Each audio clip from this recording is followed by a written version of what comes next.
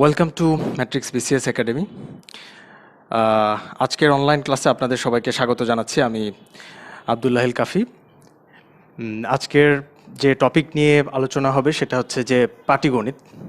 আপনারা সবাই অনেক অনেক দিন আগে সেই মান্ধাতার আমলে বা শশাঙ্কের যুগে হয়তো পাটিগণিত নিয়ে কাজ করেছেন। তো আজকে দেখা যাক আবার আমরা সেই পাটিগণিতের যুগে ফিরে যাব। প্রথমে একটা কথা বলে নিই, ম্যাথের ব্যাপারে ডাক্তারদের একটু দুর্নাম আছে আর কি। মানে আমাদের হেটার্সরা আর কি বলে থাকে যে ডাক্তাররা ম্যাথ পারে না। ওয়েল, কথাটা হয়তো আংশিক সত্যি, কারণ এর কারণ হচ্ছে অ্যাকচুয়ালি ডাক্তারদের মানে আমাদের ম্যাথ প্রয়োজন পড়ে না। আমাদের যেহেতু ম্যাথ প্রয়োজন পড়ে না, সো আমরা ম্যাথ পারি না, ইটস ওকে। সো কোয়েশ্চেনটা আসলে ডাক্তাররা ম্যাথ পারে কি পারে না, এই কোয়েশ্চেনটার আসলে কোনো ভ্যালু নাই। যে কোয়েশ্চেনটা ইম্পর্টেন্ট সেটা হচ্ছে যে যদি কোনো ক্যারিয়ার ওরিয়েন্টেড কোনো কাজে আমাকে যদি ম্যাথ পারতে হয়, যদি নতুন কোনো সমস্যা আমাকে উতরাইতে হয়, তাহলে আমি সেটাকে সাকসেসফুলি ওভারকাম করতে পারছি কিনা, এটা হচ্ছে আসল কোয়েশ্চেন। তো এই কোয়েশ্চেনের অ্যান্সার আমি আমার 39তম বিসিএসের যে এই একই কোচিং থেকে আমার ক্লাস নেওয়ার অভিজ্ঞতা ছিল, তো সেই অভিজ্ঞতার আলোকে আমি এই কোয়েশ্চেনটার অ্যান্সার এভাবে দিতে চাই যে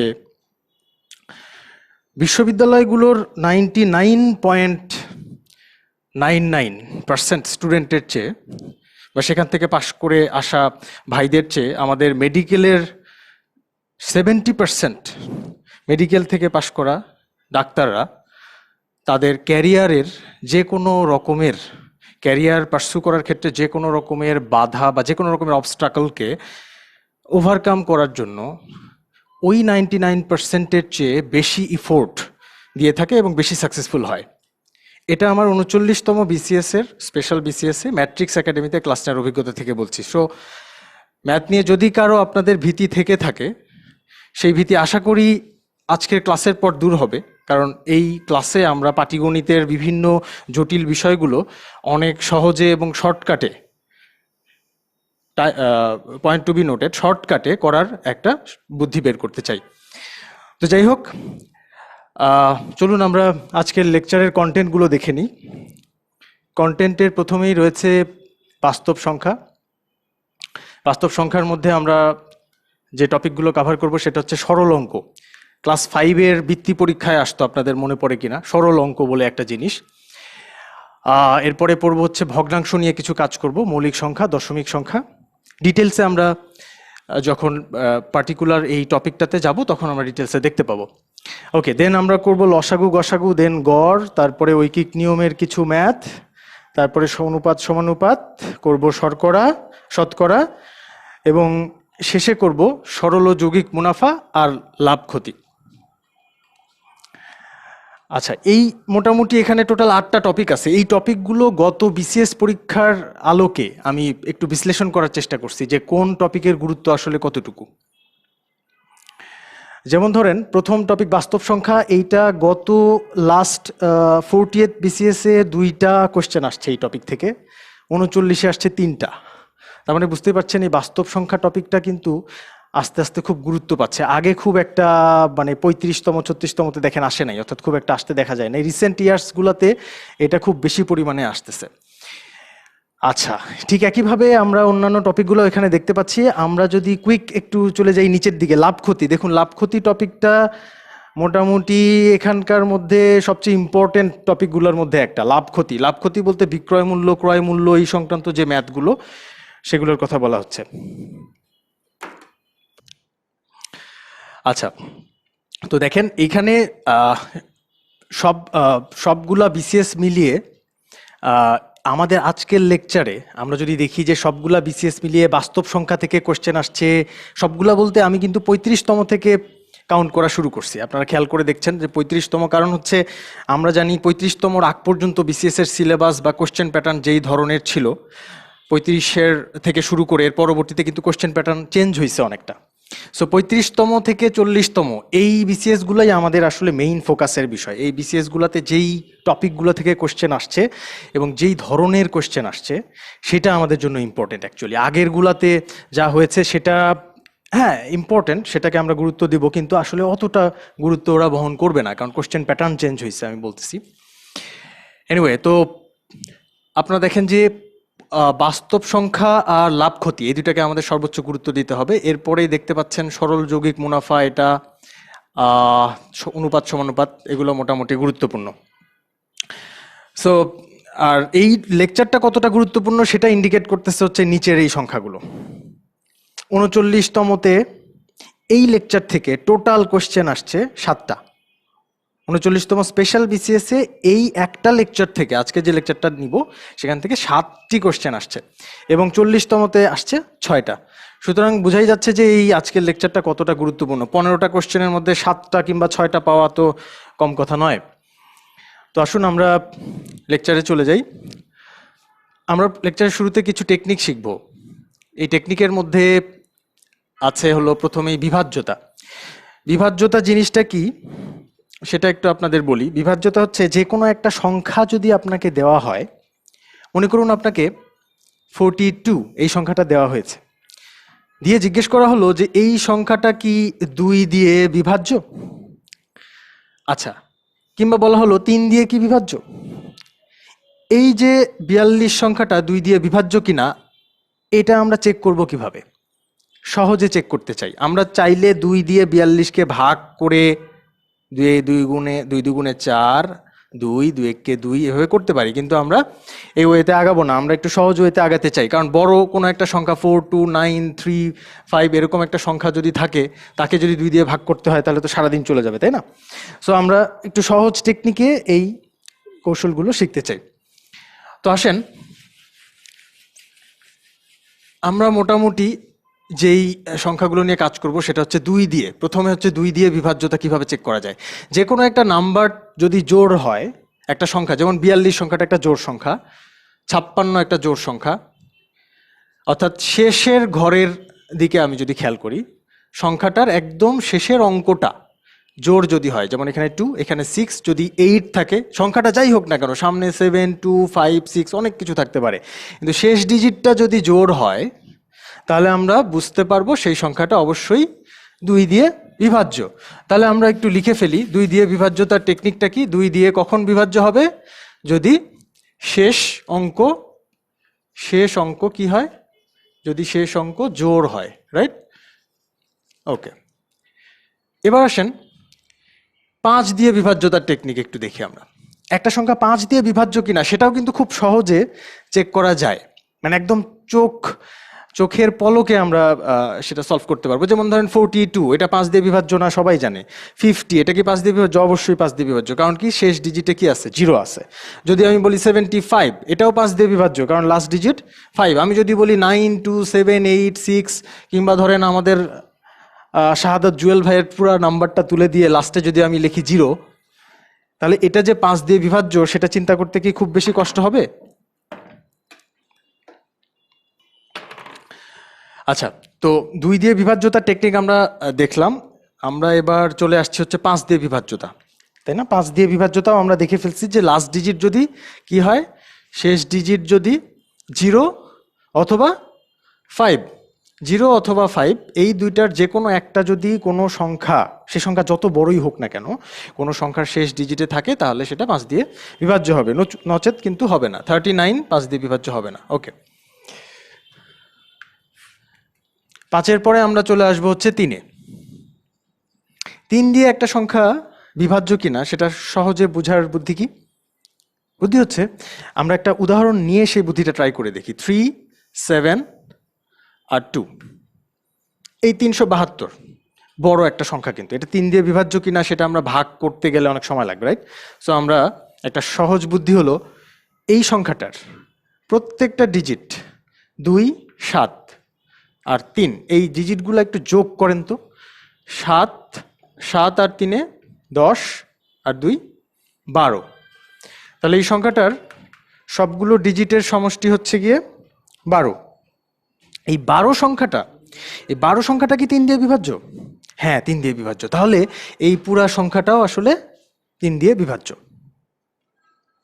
বোঝা গেল কি? যদি না বোঝা যায় আরেকটা উদাহরণ নিয়ে আমরা ট্রাই করে দেখি। ধরেন 7183, এই যে একটা 4 ডিজিটের সংখ্যা, এই সংখ্যাটা 3 দিয়ে বিভাজ্য কিনা সেটা চেক করব।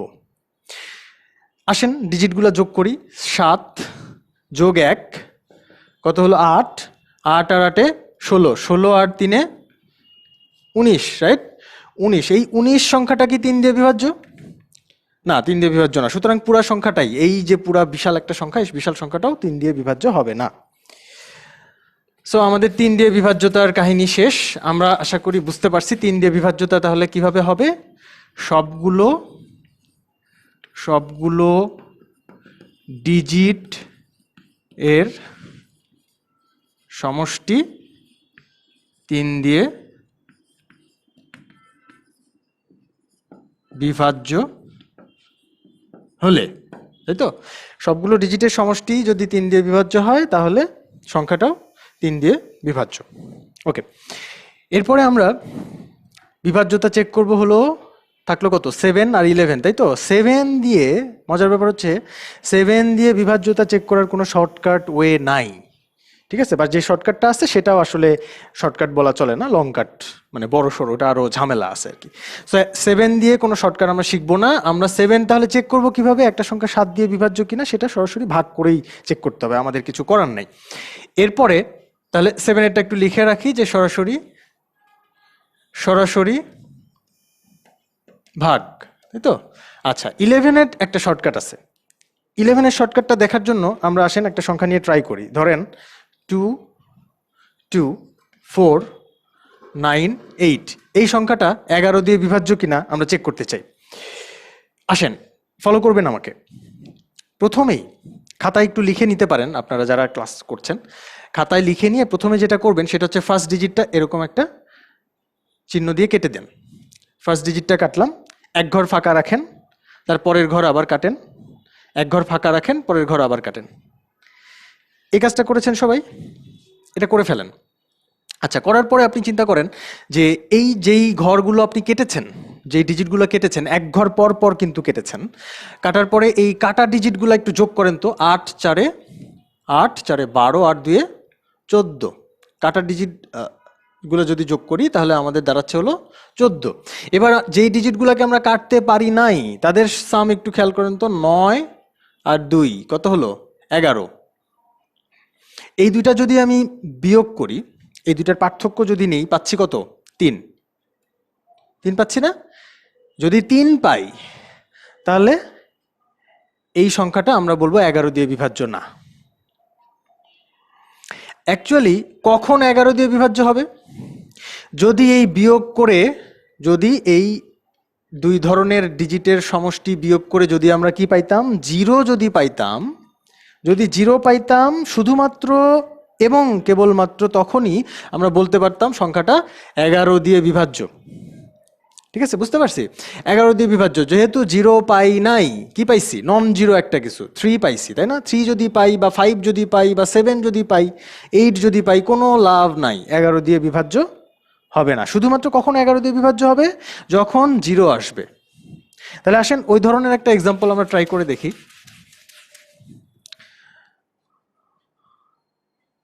আচ্ছা, যেমন ধরেন 7183, না 7298। আচ্ছা, এই নাম্বারটা একটু ট্রাই করে আসেন। এখানে ফার্স্ট ডিজিট কাটলাম, সেকেন্ড ডিজিট রাখলাম, তারপরে কাটলাম, তারপরে রাখলাম। কাটবো রাখবো, কাটবো রাখবো সিকোয়েন্সিয়ালি।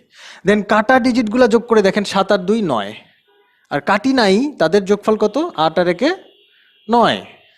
এবার সুন্দর করে এই দুটা বিয়োগ করে ফেলেন, তাহলে কত হচ্ছে? খুব কঠিন একটা বিয়োগ অঙ্ক, তাই তো? আচ্ছা, বিয়োগ করলে কত হচ্ছে? 0। ওকে, সো যেহেতু 0 আসলো, সুতরাং এই বিশাল সংখ্যাটা, 4 ডিজিটের সংখ্যাটা 11 দিয়ে বিভাজ্য। আশা করি 11 দিয়ে বিভাজ্যের টেকনিকগুলো বোঝা গেছে। তবে আমি একটা কথা বলতে চাই যে 11 দিয়ে বিভাজ্য হওয়ার জন্য 2 ডিজিটের সংখ্যার জন্য কিন্তু এত বড় টেকনিক ফলো করার দরকার নাই। যেমন ধরেন 11 দিয়ে ভাগ যায় এমন 2 ডিজিটের সংখ্যাগুলো কত কত? যেমন ধরেন 33, তাই না? 33 সংখ্যাটা কিন্তু 2 দিয়ে বিভাজ্য। 44, সরি,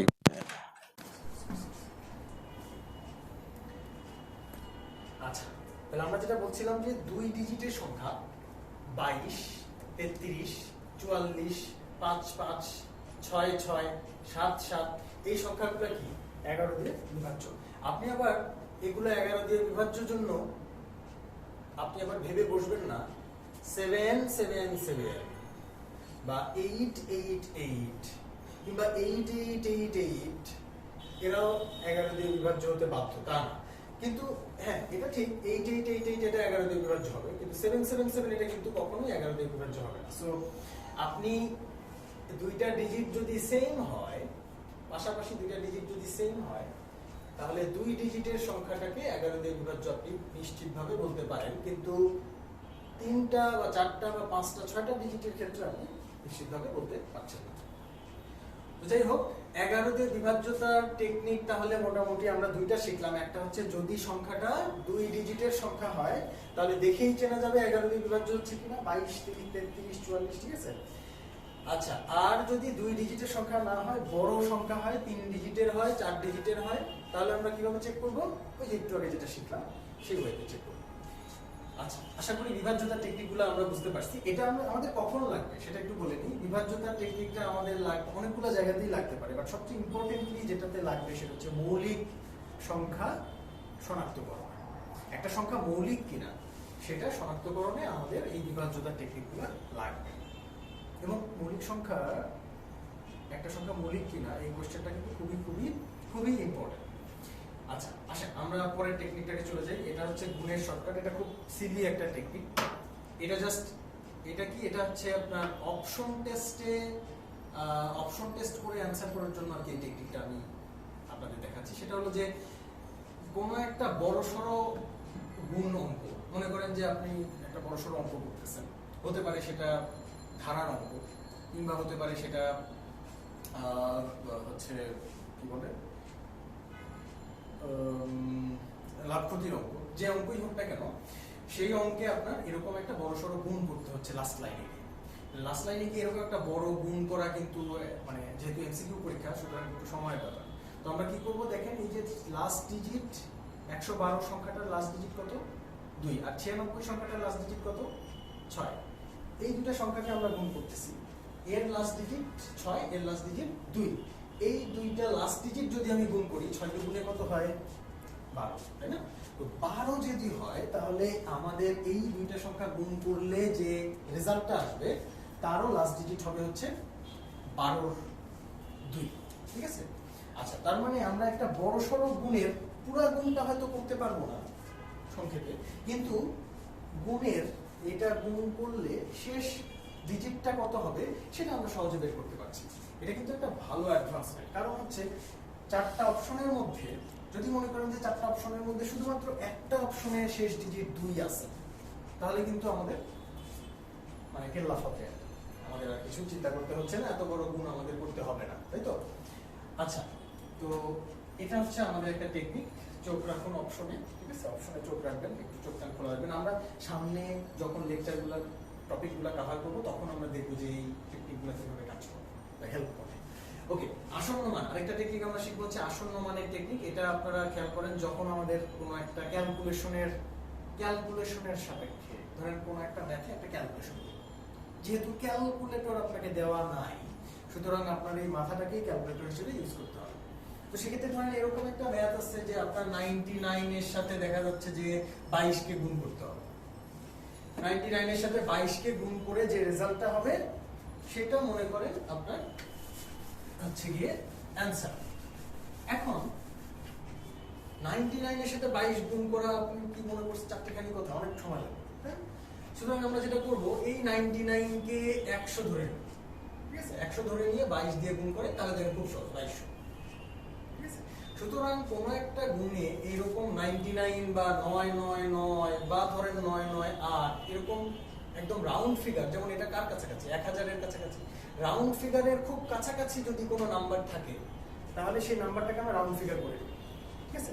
তাতে কি হবে, তাতে আমাদের অ্যানসারটা যা হওয়ার কথা তার থেকে একটু বেশি হবে, কিন্তু ওটা আপনি অপশনে দেখবেন যে মোটামুটি অ্যান্সারগুলো দূরে দূরে, যেমন ধরেন একটা অ্যান্সার আছে 1700, ধরেন আরেকটা আছে হচ্ছে 1900, আরেকটা আছে ধরেন 2196 সামথিং, আরেকটা আছে ধরেন মনে করেন যে 3080, ঠিক আছে, মনে করেন এরকম অপশন আছে। এরকম অপশন যদি থাকে এবং সেই ম্যাথটা যদি হয় 99 ইন্টু 22 এটার ক্যালকুলেশনের রেজাল্ট, তাহলে আপনি অবভিয়াসলি বুঝতে পারছেন 2200 খুব কাছাকাছি কে 2196, সুতরাং এটাতে অ্যান্সার দিয়ে আসবে। তো এই ছোটখাটো কিছু টেকনিক আমাদের লাগবে বলেই আমি এইগুলো একটু প্রথমে দেখাচ্ছি। যেমন ধরেন আপনি এটা একটু শেষ করি আমরা। এখানে কি কি আছে, 99 যদি থাকে তাকে 100 বানানো যাবে। আপনি বুঝতে পারলেন 98 যদি থাকে তাকেও আমরা 100 ধরে নিতে পারি। আচ্ছা 3.87, একটু খেয়াল করেন 3.87 কে আমরা ধরে নিতে পারি কত, 3.9। যদি খুব সূক্ষ্ম হিসাব করতে হয় তাহলে 3.87 কে 3.9 এর মতো ধরে নেওয়া যায়। 3.83 কে আমরা 3.8 ধরে নিতে পারি, কারণ এটা 3.8 এর কাছাকাছি। আপনি দেখেন 8 এর পরের ডিজিটটা কত, 3 না? যেহেতু 3, 8 এর পরের ডিজিটটা যেহেতু 3, সুতরাং আমি 3 টাকে মুছে দিলাম, একদম মুছে দিলাম। আর 8 এর পরের ডিজিট দেখেন এখানে কত ছিল, 7 ছিল।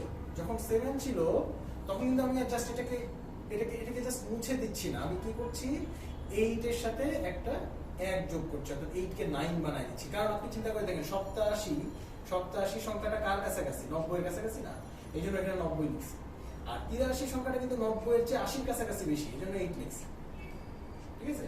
আচ্ছা এখানে একটু খেয়াল করেন 0.09, এই যে 9, এই 9টাকে যদি আমি কেটে ফেলতে চাই, 0 পয়েন্টের পরে কয় ঘর আছে, 2 ঘর আছে না? 2 ঘরের 1 ঘর যদি, অর্থাৎ শেষের ঘরটা যদি আমি বাদ দিতে চাই, তাহলে কি করব, আগের ঘরে 1 যোগ করব। কখন 1 যোগ করব, যদি পরে এই জায়গাটাতে কি থাকে, 5 বা 5 এর বেশি থাকে, তাই তো? যেমন এই যে এখানে ধরেন 8 এর পরে 7 ছিল, আমি 7 মুছে দিতে চাইও মুছে একদম দিই নাই, কারণ কি এটা 7 আছে যেহেতু, অর্থাৎ 5 এর বেশি, সুতরাং আমরা কি করছি 8 এর সাথে 1 যোগ করে 7 কে মুছে দিচ্ছি। এখানে কিন্তু 1 যোগ করি নাই, কারণ 5 এর চেয়ে ছোট আছে 3। এখানে যখন আমি 9 কে বাদ দিতে যাব, তখন যেহেতু এটা 5 এর বেশি এবং অনেক বেশি, আসলে 5 এর একদম অনেক বেশি, সর্বোচ্চ যতটুকু বেশি হওয়া সম্ভব, তাহলে কি করব, 9 এর আগের ডিজিটে আমরা 0 এর সাথে 1 যোগ করে দিলাম, তাহলে এটা হয়ে গেল 1, আর 9 কে মুছে দিতে পারলাম। তাহলে 0.09 অ্যাকচুয়ালি 0.1 এটা লেখা যায়। ওকে, আসেন আমরা পরের টেকনিকটা দেখি। পরের টেকনিক হচ্ছে আমাদের এস্টিমেশন, বা বাংলা আমরা করতে পারি আন্দাজ করা আর কি। কিছু জিনিস আমাদের আন্দাজ করতে পারতে হবে, এটা খুব ভালো একটা টেকনিক আর কি। ধরেন এখানে যে দুইটা উদাহরণ দিচ্ছি সে দুটো নিয়ে ট্রাই করি আমরা। √10 এটার ভ্যালু কত?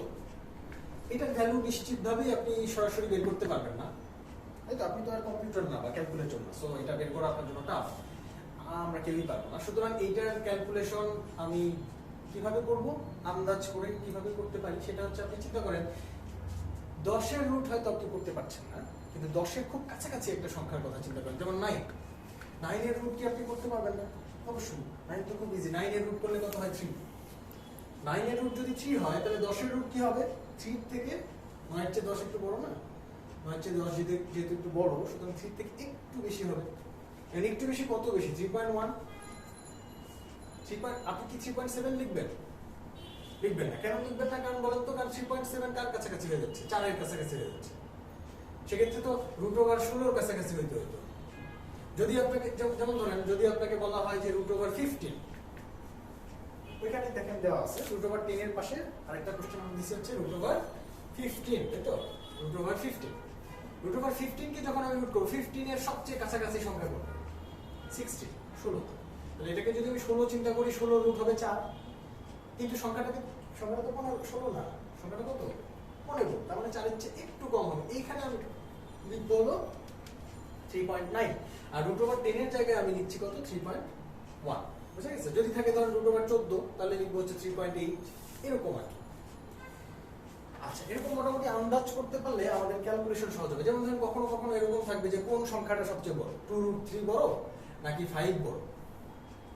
আপনি দেখেন তো, এটা হিসাব করা কিন্তু ক্যালকুলেটর ছাড়া আপনার পক্ষে প্রায় অসম্ভব বলে মনে হতে পারে, কিন্তু আমরা খুব চমৎকার করে এই বুদ্ধি দিয়ে করতে পারি। বা 2√3 না, আমরা এখানকার উদাহরণ নিই, ধরেন 2√10, এটা বড় নাকি 6 বড়, আমরা এই কোশ্চেনটা করি, 2√10 বড় না 6 বড়। এখন আপনি চিন্তা করেন √10 এর ভ্যালু কত, একটু আগে আমরা ক্যালকুলেশন করছি, √10 এর ভ্যালু কত, 3.1 এর মতো, তাই না? তাহলে √10 যদি 3.1 এর মতো হয় তাহলে তার 2 গুণ কত হবে? 3.1 ইনটু 2, দ্যাট মিন্স সেটা হবে হলো 6.2। তাহলে 2 ইনটু √10, এটা যদি 6.2 হয়, এটা যদি 6.2 হয় তাহলে সেটা অবশ্যই 6 এর চেয়ে বড়। তার মানে আমরা বলতে পারি 2√10 এই জিনিসটা ইজ গ্রেটার দ্যান 6, তাই তো? দেখেন খুব সহজে আমরা কিন্তু এটা বলে দিতে পারতাম। যদি আমরা এই টেকনিকটা না জানতাম তাহলে কিন্তু এটা নিয়ে হিমশিম খাইতাম, 2√10 6 এর চেয়ে বড় নাকি ছোট, তাই না? সুতরাং এটা খুব ইউজফুল টেকনিক আর কি। এনিওয়ে, আচ্ছা আমরা পরের ব্যাপারে চলে যাব। আচ্ছা, এখানে আরেকটা কথা বলা হয়েছে, এটা অ্যাকচুয়ালি নিচে যেটা বলা হয়েছে এটা খুবই খুবই ইম্পর্টেন্ট একটা বলতে পারেন সাজেশন আপনাদের জন্য। কেন ইম্পর্টেন্ট? কারণ হচ্ছে এটা যতটা না ম্যাথে লাগবে তার চেয়ে বেশি মানসিক দক্ষতায় আপনাদের খুব কাজে দেবে। মানসিক দক্ষতায় যে সংখ্যার প্যাটার্নগুলো আবিষ্কার করতে এগুলো হেল্প করে। সেটা কি? সেটা হচ্ছে যে বর্গ সংখ্যাগুলো আপনাকে জানতে হবে, 1 থেকে 15 পর্যন্ত স্কোয়ারগুলো। ঠিক আছে, আমি বুঝাতে পারছি কি 1 থেকে 15 পর্যন্ত স্কোয়ার বলতে কি বুঝাচ্ছি? আমি 1 স্কোয়ার মানে 1, 2 স্কোয়ার মানে 4, এগুলো তো আমরা সবাই জানি। কিন্তু 12 স্কোয়ার মানে কত? 140, মুখস্থ আছে নিশ্চয়ই। আচ্ছা, 11 স্কোয়ার কত? 121। এই জিনিসগুলো অর্থাৎ 1 থেকে 15 পর্যন্ত এই স্কোয়ার নাম্বারগুলো আমরা একটু মুখস্থ রাখতে চাই। আরো রাখতে চাই মুখস্থ কিউব, কিছু কিউব মুখস্থ রাখতে চাই। যেমন ধরেন 1 থেকে 6 পর্যন্ত কিউব মুখস্থ রাখতে পারেন। আর 1 থেকে মোটামুটি 3 পর্যন্ত আপনি হচ্ছে 4th পাওয়ার পর্যন্ত মুখস্থ রাখতে পারেন, অর্থাৎ 3 to the power 4, 2 to the পাওয়ার 4, এগুলো কাজে দেয়। ট্রাস্ট মি, এগুলো খুবই খুবই কাজে দেয় মানসিক দক্ষতার ক্ষেত্রে, বিশেষ করে এখানেও লাগবে হয়তো দুই একটা জায়গায়, কিন্তু মানসিক দক্ষতার ক্ষেত্রে সবচেয়ে বেশি কাজে লাগে। এরপরে টেকনিকে চলে যাই। পরের টেকনিকটা এটা দেখেন, আবৃত দশমিক ও দশমিক সংখ্যা। আবৃত দশমিক আর দশমিক সংখ্যাকে ভগ্নাংশে রূপান্তর করতে চাই। আবৃত দশমিক একটা সংখ্যা, সেটাকে কিন্তু ভগ্নাংশ বানানো যায়। যেমন ধরেন 1 এর উপরে একটা ডট, 1 এর মাথার উপরে একটা টিকলি বসাই দিচ্ছি, ঠিক আছে, ওইটা। আচ্ছা, ওকে, 1 এর মাথার উপরে একটা ডট দিলাম, এইটা হয়ে গেল কি 1। এটা কিন্তু 0.1 না, এটা কিন্তু 1ও না, এটা তাহলে কি? আচ্ছা, এটা কি? এটা আমরা আবিষ্কার করবো। এটা আবিষ্কার করবো হচ্ছে এইভাবে, দেখেন 1 এর উপরে যদি একটা, সরি আমার এখানে একটু,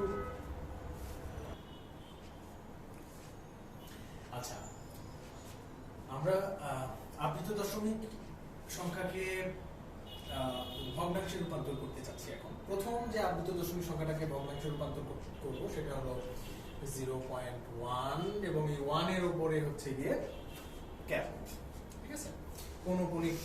এটাকে পৌনঃপুনিক বলে, টিকলির মতো যে জিনিসটা, এটাকে পৌনঃপুনিক বলা হচ্ছে। তো এই 0.1 এর উপর পৌনঃপুনিক, এই কথাটার অর্থ কি? এই সংখ্যাটা আসলে কত? এই সংখ্যাটা কি আসলে 0.1, নাকি এই সংখ্যাটা হচ্ছে 0.11, নাকি 0.111? না, অ্যাকচুয়ালি এই সংখ্যাটা এই তিনটার কোনোটাই না। 0.1 এর উপরে এই ডট, এই কথার মানে হচ্ছে এই সংখ্যাটা হলো 0. এই যে 1 এর উপরে ডট আছে, এই জন্য 1 কি হবে? 1 সারা জীবন ধরে চলতে থাকবে, নন স্টপ 1 1 1 1 1 1 1। এই 1 এর কোনো শেষ নাই, অর্থাৎ অসীম সংখ্যক 1 এখানে থাকবে। তাই বলে কি সংখ্যাটা অসীম হয়ে যাচ্ছে নাকি? সংখ্যাটা কি বিশাল হয়ে যাচ্ছে? তা কিন্তু হচ্ছে না। খেয়াল করে দেখেন এই 1 গুলো কোথায়? 0 এর পরে পয়েন্ট, সেই পয়েন্টের পরে 1। সো এই সংখ্যাটার ভ্যালু কিন্তু অনেক কম। আচ্ছা, আমি যদি আপনাকে বলি যে 0.1 এর উপরে ডট, একটা মজার কোশ্চেন দেখেন, 0.1 এর উপরে ডট, এই সংখ্যাটা কি 0.1 এর চেয়ে বড় নাকি ছোট? 0.1 এর উপরে ডট, সেটা কি 0.1 এর চেয়ে বড় নাকি ছোট? আপনি 0.1 এর উপরে ডট, এটাকে কি লিখতে পারছেন? দেখেন তো, 0.1 এর পরে আবার 1, তারপরে আবার 1, তাই না? ডট থাকলে কি করবো? পৌনঃপুনিক থাকলে 1 1 1 বারবার আসবে। সুতরাং এই সংখ্যাটা অবভিয়াসলি 0. আমি যদি 0.1 এর সাথে তুলনা করি, 0.1 এর সাথে 0.1 এর উপর পৌনঃপুনিক, এই দুটো সংখ্যাকে যদি তুলনা করি, তাহলে দেখেন 0.1 কে লেখা যাবে হচ্ছে 1 এর পরে 0, তাই না? আমরা জানি দশমিকের পরে ইচ্ছা মতো 0 দেওয়া যায়।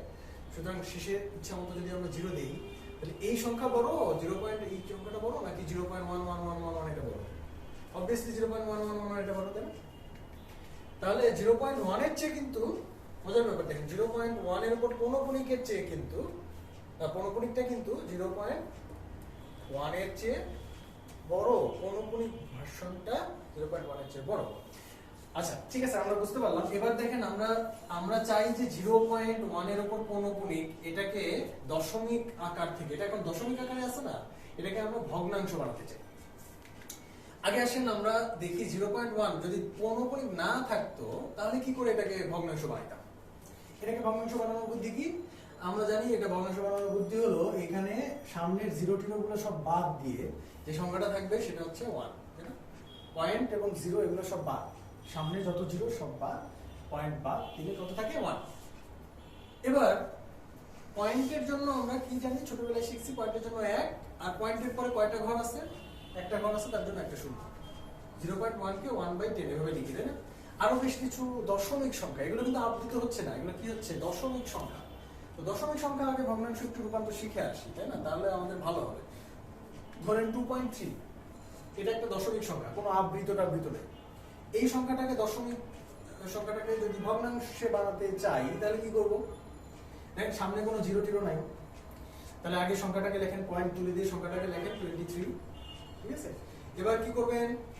পয়েন্টের জন্য নিচে 1 আর পয়েন্টের পরে 1 ঘর, তাই 100। আচ্ছা আমি যদি লিখি 2.369 তাহলে কি লিখবো? 2.369 বা 2.0369, এটা একটু লিখি। 2.0369 এটা কিভাবে ভগ্নাংশ বানাবো? 20369, অর্থাৎ দশমিকটা তুলে দেবো, জাস্ট দশমিক তুলে দিব। এই শূন্য কিন্তু বাদ যাবে না। আমি এখানে শূন্য বাদ দিতে বলছিলাম কেন? কারণ সামনে পয়েন্টের আগে একদম সামনে, অর্থাৎ সংখ্যাটার একদম শুরুতেই শূন্য আছে, ঠিক আছে? তাই বলে 20 যদি থাকে এখানে তাহলে কিন্তু এই শূন্য বাদ যাবে না, বাদ যাবে হচ্ছে একদম শুরুতে যদি শূন্য থাকে। এই শূন্য কোনো মূল্য নেই, আমরা সবাই জানি, তাই না? সো আসেন তাহলে কি করবো, আমি এই সংখ্যাটাকে 2.0369 এটাকে যদি আমি ভগ্নাংশে রূপান্তর করতে চাই তাহলে পয়েন্টটা তুলে দিলাম, তাহলে এটা হলো পয়েন্টের জন্য নিচে আসবে 1, 4টা ঘর, 4টা শূন্য। এই তো, তাহলে আমরা মোটামুটি দশমিক সংখ্যাকে কিভাবে ভগ্নাংশে রূপান্তর করতে হয় সেটা মনে হয় বুঝতে পারছি। এটা আমরা আগেই জানতাম, আমি জানি আপনারা আগেই জানতেন, কিন্তু তারপরে একটু মনে করিয়ে দেওয়া আর কি, কারণ কিছুক্ষণ পরে ম্যাথ করতে এগুলার কাজে লাগবে। সো আসেন এবার একটা ছোট্ট জিনিস দেখে আসি যে আবৃত দশমিককে কিভাবে ভগ্নাংশ বানাবো। এটা খুব বেশি কাজে লাগে না, এটা খুব রেয়ার কেসে কাজে লাগে, কিন্তু একটা দুটো আমরা দেখে রাখি। ধরেন 0.1 এর মাথার উপরে ক্যাপ আছে, এটাকে আমরা কি বানাবো? ভগ্নাংশ বানাবো। এটার বুদ্ধিটা একটু খেয়াল করবেন। এটার বুদ্ধিটা হচ্ছে প্রথমে একই রকম ভাবে এখানে যা করছেন না, এখানে কি করছিলেন? প্রথমে দশমিক তুলে দিয়ে যা লেখা যায় তাই লিখছিলেন, এখানেও তাই করবেন। এই সেম কাজ, প্রথম কাজটা সেম, এর সাথে এর সেম। এটা যদি দশমিক সব তুলে দেন তাহলে কত থাকে? এখানে 1 থাকে, তাই তো? এবার নিচে একটা টান দিবেন, সুন্দর করে দিবেন। তার নিচে আপনি হচ্ছে দশমিকের জন্য যে আগে কত ছিল, দশমিকের জন্য একটা 1, তাই না? এরকম ছিল, কিন্তু এখন আর এই দশমিকের কোনো ভ্যালু নাই, এই দশমিকের কোনো পাত্তা নেই। এখন কার পাত্তা আছে? এই যে উপরের মাথার উপরের যে ফোঁটাটা, এই ফোঁটার পাত্তা আছে, ঠিক আছে? এটার পাত্তা আছে। তো এটার জন্য আমরা কি করব? দশমিকের পর এই ফোঁটা যতগুলার উপরে থাকবে, ভালো করে শুনেন, এই যে পৌনঃপুনিক ফোঁটাটা যতগুলা ডিজিটের উপরে থাকবে, নিচে আমি ঠিক ততগুলা 9 বসাবো। যেমন এখানে একটার উপরে আছে, তাহলে একটা। যদি এরকম থাকতো, যেমন আর পরের এক্সাম্পলটা 2.3 এর উপরে ক্যাপ, এটা কি করতাম? এইটাতে একটু আলাদা হবে। দেখেন কিরকম আলাদা হবে। প্রথম স্টেপটা সেম, প্রথম স্টেপটা হচ্ছে পয়েন্ট সব তুলে দিয়ে সংখ্যাটাকে লিখে ফেলা। পয়েন্টার তুলে দেন, এটা তুলে দেন, এটা তুলে দেন, থাকে কত? 23, তাই না? 23। এখন কি করব? 23 নিচে জানি কি করতে হবে? দশমিকের পরে এই যে আবৃত দশমিক, অর্থাৎ উপরে মাথার উপরে ডট আছে, কয়টা ডিজিটের উপরে? একটা না, একটা। সুতরাং একটা মাত্র 9 হবে। কিন্তু এখানে শেষ না, এখানে ঝামেলাটা হচ্ছে এই যে আবৃত দশমিক সংখ্যা যতটুকু অংশের উপরে আবৃত আছে, কতটুকুর উপরে আছে? এইটুকুর উপরে আবৃত দশমিক আছে। আবৃত নাই এরকম অংশ কতটুকু? এরকম অংশ হচ্ছে এতটুকু। এই অংশটুকু যতটুকুর উপরে আবৃত নাই সেটাকে আমরা উপরে বিয়োগ করে দেব। ঠিক আছে, যদি ক্লিয়ার না হয় তাহলে আসেন আমরা পরের সংখ্যাটা নিয়ে একটু ট্রাই করি, তাহলে এটা আমি আশা করি যে একদম ক্লিয়ার হয়ে যাবে। পরের সংখ্যাটা হচ্ছে একটু বড় সড়ো সংখ্যা, ধরেন 5.4639। আচ্ছা, প্রথম স্টেপটা কি? সমান হয়ে থাকার কথা। প্রথম স্টেপটা হচ্ছে দশমিক দশমিক তুলে দিয়ে 54639 একদম অ্যাবসলিউট সংখ্যাটা লিখে ফেললাম। এবার কি করব? এবার হচ্ছে আবৃত আছে কয়টার উপরে দেখেন তো। এখানে মনে হতে পারে আবৃত আছে শুধুমাত্র দুইটার উপরে, 6 আর 9, কিন্তু অ্যাকচুয়ালি না, আবৃত আসলে এই পুরো জিনিসটার উপরে আবৃত। 6 তার শুরু, 9 এ তার শেষ। আবৃত হওয়া শুরু করছে 6 থেকে, শেষ হয়েছে গিয়ে 9। এটা বোঝানো হচ্ছে। ঠিক আছে, এখানে কিন্তু বোঝানো হচ্ছে না শুধু 6 আর 9 এর উপরে, বোঝানো হচ্ছে 6, 3, 9 এই টোটালটার উপরে আবৃত দশমিক আছে। সুতরাং আমি যেটা করব সেটা হচ্ছে 3টার উপরে যেহেতু আবৃত করা আছে, সুতরাং আমি কয়টা 9 লিখব? 3টা 9 লিখব। ক্লিয়ার? এটুকু ক্লিয়ার? এবার লাস্ট পার্টটুকু কি ছিল? এক্সট্রা যে কাজটুকু করতে হয় সেটা কি? সেটা হচ্ছে উপরে একটা বিয়োগ চিহ্ন দেব, আর আবৃত নাই যতটুকু, কতটুকু আবৃত নাই খেয়াল করেন তো একটু। আবৃত নাই হচ্ছে এইটুকু শুধু। তাহলে আমি কি করব? এই 54কে আমি এখানে বিয়োগ দিয়ে দেব, দশমিক দশমিক ছাড়া কিন্তু, কারণ আমি দশমিক তুলে দিতে যাচ্ছি, তো কোনো দশমিক দশমিকের আর কোনো গুরুত্ব নেই। ঠিক আছে, তাহলে আবৃত ছাড়া যতটুকু অংশ থাকবে সেটা বিয়োগ করব, যতগুলোর উপরে আবৃত থাকবে ততগুলো 9 লিখব। দশমিকে কি ছিল? ততগুলো 0 দিতাম, তাই না? এখন কি লিখবো? ততগুলো 9 লিখব। ওকে, এই যে ভগ্নাংশটা, এটা বিয়োগ টিয়োগ করে ফেলবে, যে ভগ্নাংশটা আসবে না সেটাই হচ্ছে আমাদের এই সংখ্যাটার ভগ্নাংশের রূপ। ওকে, আমরা পরের টপিকে চলে যাই, সেটা হচ্ছে কিছু কনসেপ্ট আমাদের ক্লিয়ার করতে হবে। লেকচার শুরু করতে একটু সময় নিচ্ছি আমি, টেকনিক, কনসেপ্ট এগুলো শেখাতে মোটামুটি 40 মিনিটের মতো আমি নিব, কারণ হচ্ছে এইগুলো আপনার পরের কন্টেন্টগুলোতে হেল্প করবে। পরের কন্টেন্টগুলো তখন দ্রুত শেষ হয়ে যাবে। আচ্ছা, এটা নিয়ে টেনশন করার কিছু নেই, এবং এই টেকনিক এবং কনসেপ্টগুলো আপনাকে প্রচন্ড রকমের হেল্প করবে, আপনি পরে বুঝতে পারবেন আর কি। এনিওয়ে, কনসেপ্টটা একটু দেখেন। প্রথম কনসেপ্টটা কি? একের চেয়ে ছোট সংখ্যা যদি হয়, ভালো করে বুঝে দেখেন কি বলছি। একের চেয়ে ছোট সংখ্যা, একের চেয়ে ছোট সংখ্যা দেখতে কেমন হয়? একের চেয়ে ছোট সংখ্যা দেখতে হয় হলো 0.9, 0.7, তাই না? 0.3, অর্থাৎ সামনে একটা 0 থাকে, তাই তো? একের চেয়ে ছোট সংখ্যা যদি দশমিক আকারে লিখি, তাহলে সেই সংখ্যাগুলো দেখতে কিন্তু এরকম হয়। এখন এখানে কি বলছে যে একের চেয়ে ছোট সংখ্যার ক্ষেত্রে একটা তথ্য দিচ্ছে তারা। একের চেয়ে ছোট সংখ্যার ক্ষেত্রে কি তথ্য দিচ্ছে? একের চেয়ে ছোট সংখ্যার বর্গমূল যদি আপনি বের করেন, তাহলে একের চেয়ে ছোট সংখ্যার বর্গমূল, যেমন 0.3 এর উপরে আপনি রুট দিলেন, এটা যদি রুট করেন তাহলে সেটা কি 0.3, এই সংখ্যার আগে কত ছিল? 0.3 ছিল। যখন রুট করলেন তখন কি সেটা এর চেয়ে ছোট হয়ে যাবে? 0.3 আগে ছিল কত? 0.3। কি করলেন? রুট করলেন। আমরা জানি কি রুট করলে কি হয়? ছোট হয়ে যায় না? যেমন ধরেন 9, আমাদের সংখ্যা যদি থাকে 9, আমি যদি এটাকে রুট করি কি হয়? 3 হয়। আগে ছিল 9, রুট করলে কি হয়ে গেল? 3 হলো, ছোট হলো। রুট করলে কি হয়? রুট করলে লেখেন, একটু খাতায় লিখে রাখেন, রুট করলে ছোট হয়, তাই না? রুট করলে ছোট হয়, এই কথাটা শুধুমাত্র প্রযোজ্য। রুট করলে ছোট হয় এইটা শুধু একের চেয়ে বড় সংখ্যার জন্য প্রযোজ্য। একের চেয়ে বড় সংখ্যার জন্য প্রযোজ্য। ঠিক আছে, রুট করলে যে ছোট হয় এটা তো আমরা সারা জীবন দেখে আসছি, রুট করলে ছোট হয়, কিন্তু মানে আমরা খুব অবাক হয়ে হয়তো খেয়াল করছি যে না, রুট করলে বড় হয়ে যেতে পারে। কিরকম বড় হয়ে যেতে পারে? যেমন একটা উদাহরণ না দিলে নিশ্চয়ই এটা ক্লিয়ার হবে না। যেমন মনে করেন 0.9 কে যদি আমরা রুট করি, আচ্ছা এটা রুট করে একটু ঝামেলা হবে, আমরা আরেকটা সংখ্যা নিই, দেখেন 0.09, এটা নিই। 0.09 কে যদি আমরা রুট করি তাহলে কি পাবো জানেন? পাবো হচ্ছে 0.3।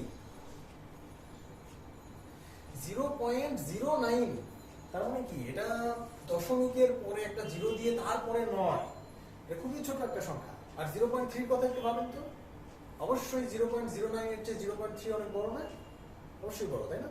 তাহলে 0.3 পাওয়া গেল 0.09 কে রুট করে, অর্থাৎ রুট করার ফলে সংখ্যাটা কি হয়ে গেল? রুট করার ফলে সংখ্যাটা বড় হয়ে গেল।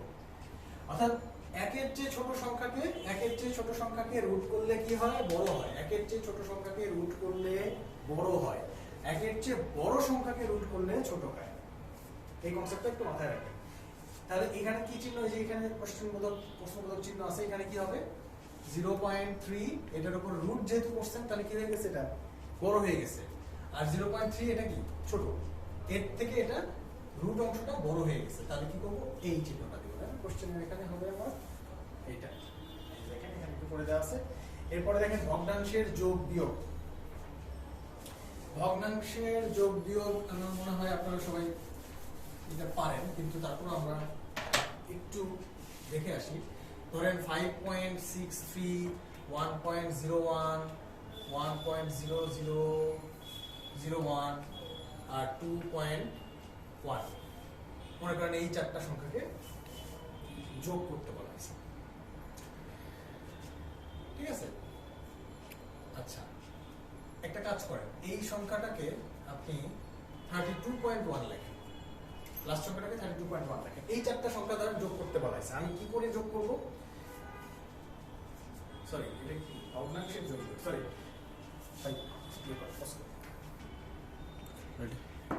আচ্ছা, এরপরের টপিকটা হচ্ছে আমাদের ভগ্নাংশের যোগ বিয়োগ। ভগ্নাংশের যোগ বিয়োগ এটা সহজে করার একটা বুদ্ধি আছে। দেখেন 3/4 এটা একটা ভগ্নাংশ, মাইনাস ধরেন 2/5, এটা আপনাকে করতে হবে যে এটা থেকে এটা বিয়োগ করতে হবে। এটা নিশ্চয়ই আপনার সরাসরি কোশ্চেনে এভাবে হয়তো আসবে না, কিন্তু আপনার ম্যাথের মধ্যে লাগবে। ম্যাথের মধ্যে নানান প্রবলেম সলভ করতে গেলে এরকম আসবে। তো এটা করার জন্য আমরা সাধারণত কি করি? 4 আর 5 এর লসাগু। আচ্ছা, এখানে 5 এর বদলে আমরা একটু একটা কাজ করি। আমরা হচ্ছে ধরেন এখানে 6 নিই আর এখানে ধরেন নিই হচ্ছে 18, তাহলে বোঝা যাবে যে এটা কত হেল্প করতেছে আমাদের। আচ্ছা, তাহলে এখানে একটা কাজ করি, এখানে হচ্ছে 5 আর এখানে হলো গিয়ে 2, 3, 4, 5, 5, এখানে 5 আর এখানে ধরেন 7 দিই। ওকে, আচ্ছা, তাহলে এই ভগ্নাংশটা আমরা বিয়োগ করতে চাই।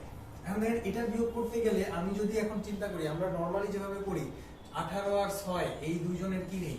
লসাগু নেই। কারণ 18 আর 6 এর লসাগু কত? তাই না? এটা একটা কোশ্চেন, 18 আর 6 এর লসাগু কত? 18 আর 6 এর লসাগু হয়তো আপনি মানে চট করে বলে দিতে পারেন যে 18। হ্যাঁ, লসাগু আসলে 18ই হবে।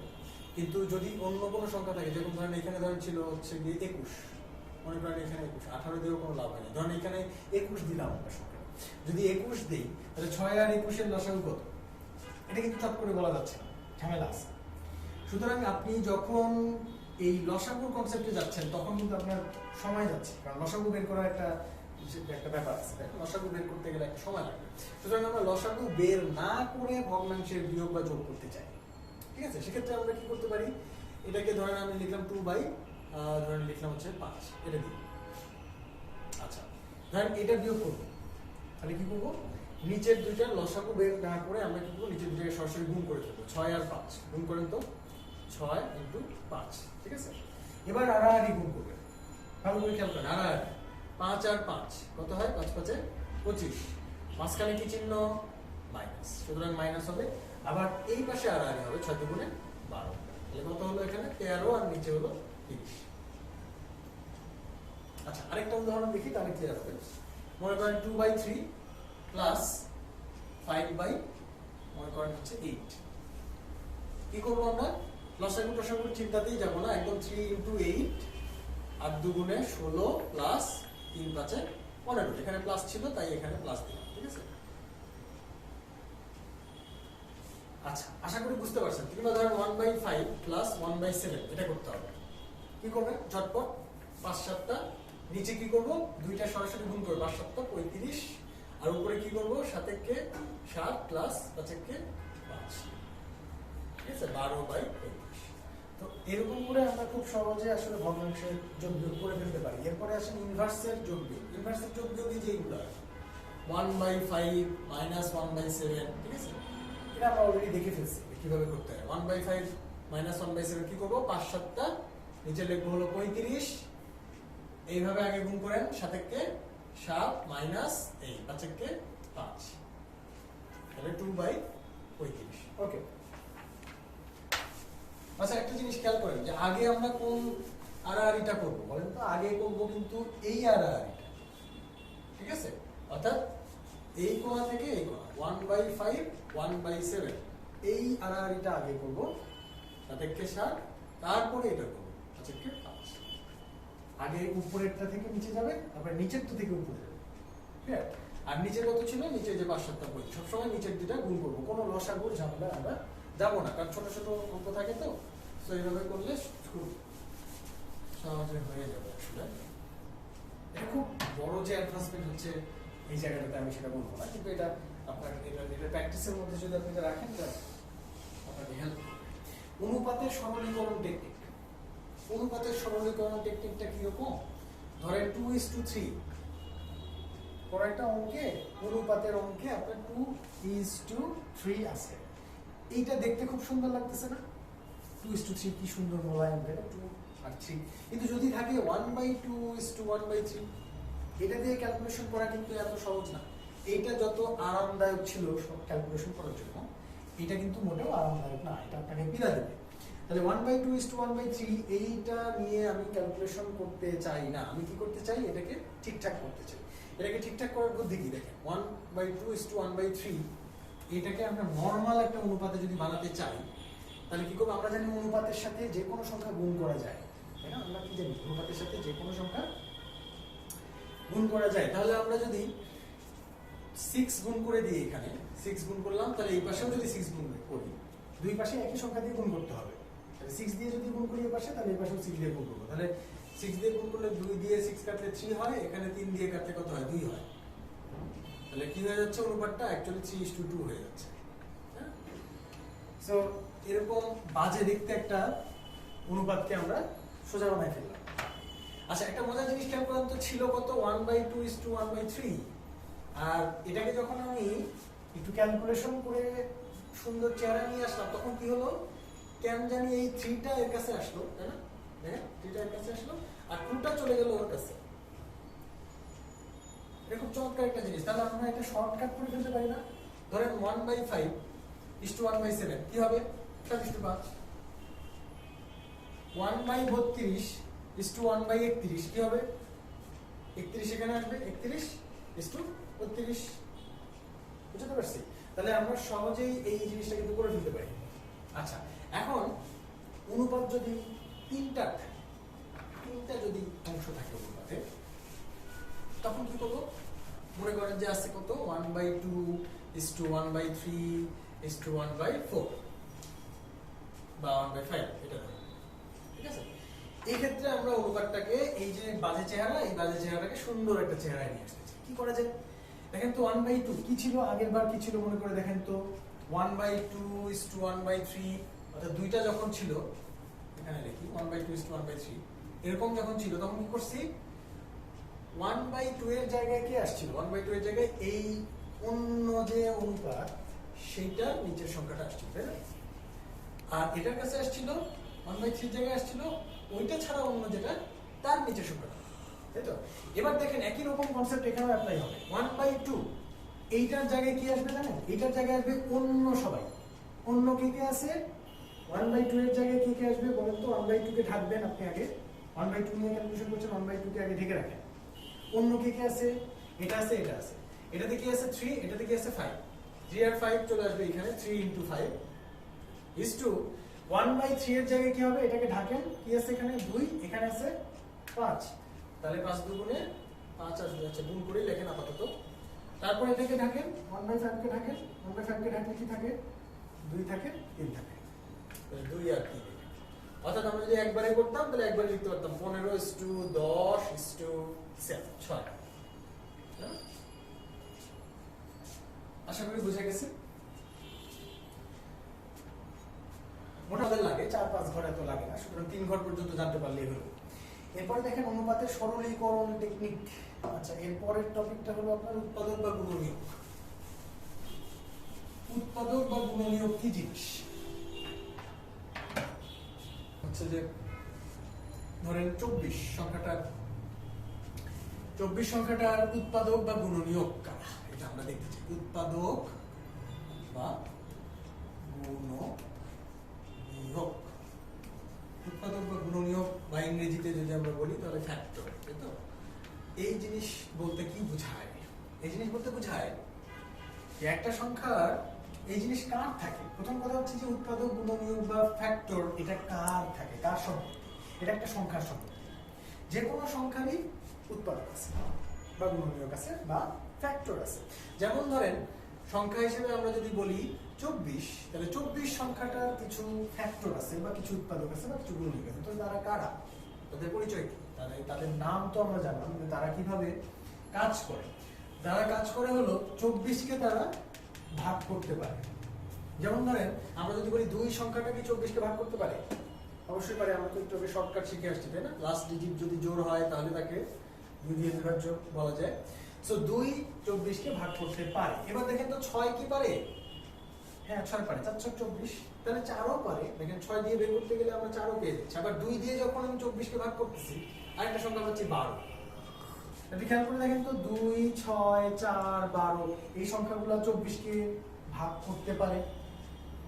ভাগ করতে পারে বলতে নিঃশেষে বিভাজ্য আর কি, নিঃশেষে বিভাজ্য করে।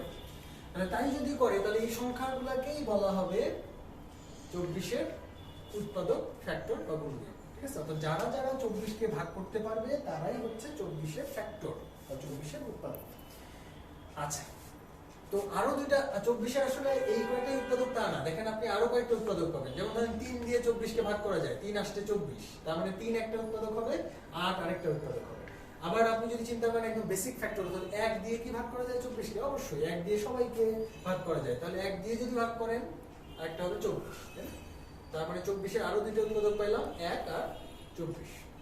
মানসিক দক্ষতায় গেলে আপনারা দেখবেন যে এই 24 অর্থাৎ মূল সংখ্যাটা যত, তার উৎপাদকও যদি তত হয়, এই যে 24, এই উৎপাদককে আসলে খুব একটা গুরুত্ব দিয়ে দেখা হয় না। এই উৎপাদককে গুরুত্ব দেওয়া হয় না। বাকি যে উৎপাদক অর্থাৎ ওর থেকে যারা ছোট তাদেরকে বলা হয় প্রকৃত উৎপাদক, আর এটাকে বলা হয় অপ্রকৃত উৎপাদক। ঠিক আছে? শুধুমাত্র 24 বাদে বাকি যারা আছে 1 2 3 6 3 4 6 8 12, এই যে এতগুলো উৎপাদক, এরা হচ্ছে 24-এর প্রকৃত উৎপাদক। ওকে, এবার গুণিতকও একই ধরনের কনসেপ্ট, প্রায় কাছাকাছি। ঠিক আছে? গুণিতকের ইংরেজিটা বললে আপনাদের কাছে আরো ক্লিয়ার হবে। গুণিতক হচ্ছে মাল্টিপল। যেমন ধরেন আমরা যদি বলি 24-এর মাল্টিপল কারা? 24-এর মাল্টিপল কারা? 24-এর মাল্টিপল হচ্ছে 24কে দিয়ে যাদেরকে ভাগ করা যায়। ভালো করে শুনে দেখেন, এগুলো কি ছিল? 24কে যারা ভাগ করতে পারে তারা ছিল 24-এর উৎপাদক। আর এখানে 24 যাদেরকে ভাগ করতে পারে, যেমন ধরেন 24কে ভাগ করতে পারে, 24 48কে ভাগ করতে পারে, তাই না?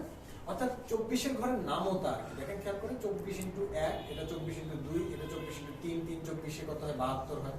তো 24-এর ঘরের নামও তাই, যে যে সংখ্যাগুলো থাকবে সেগুলো হচ্ছে 24-এর গুণিতক বা মাল্টিপল। 3-এর ঘরের নাম তাই কি কি আছে? 3 আছে, 6 আছে, 9 আছে, 12 আছে, তাই তো? আরো অসংখ্য সংখ্যা আছে। তাহলে 3-এর মাল্টিপল কারা? 3 6 9 12 এগুলো।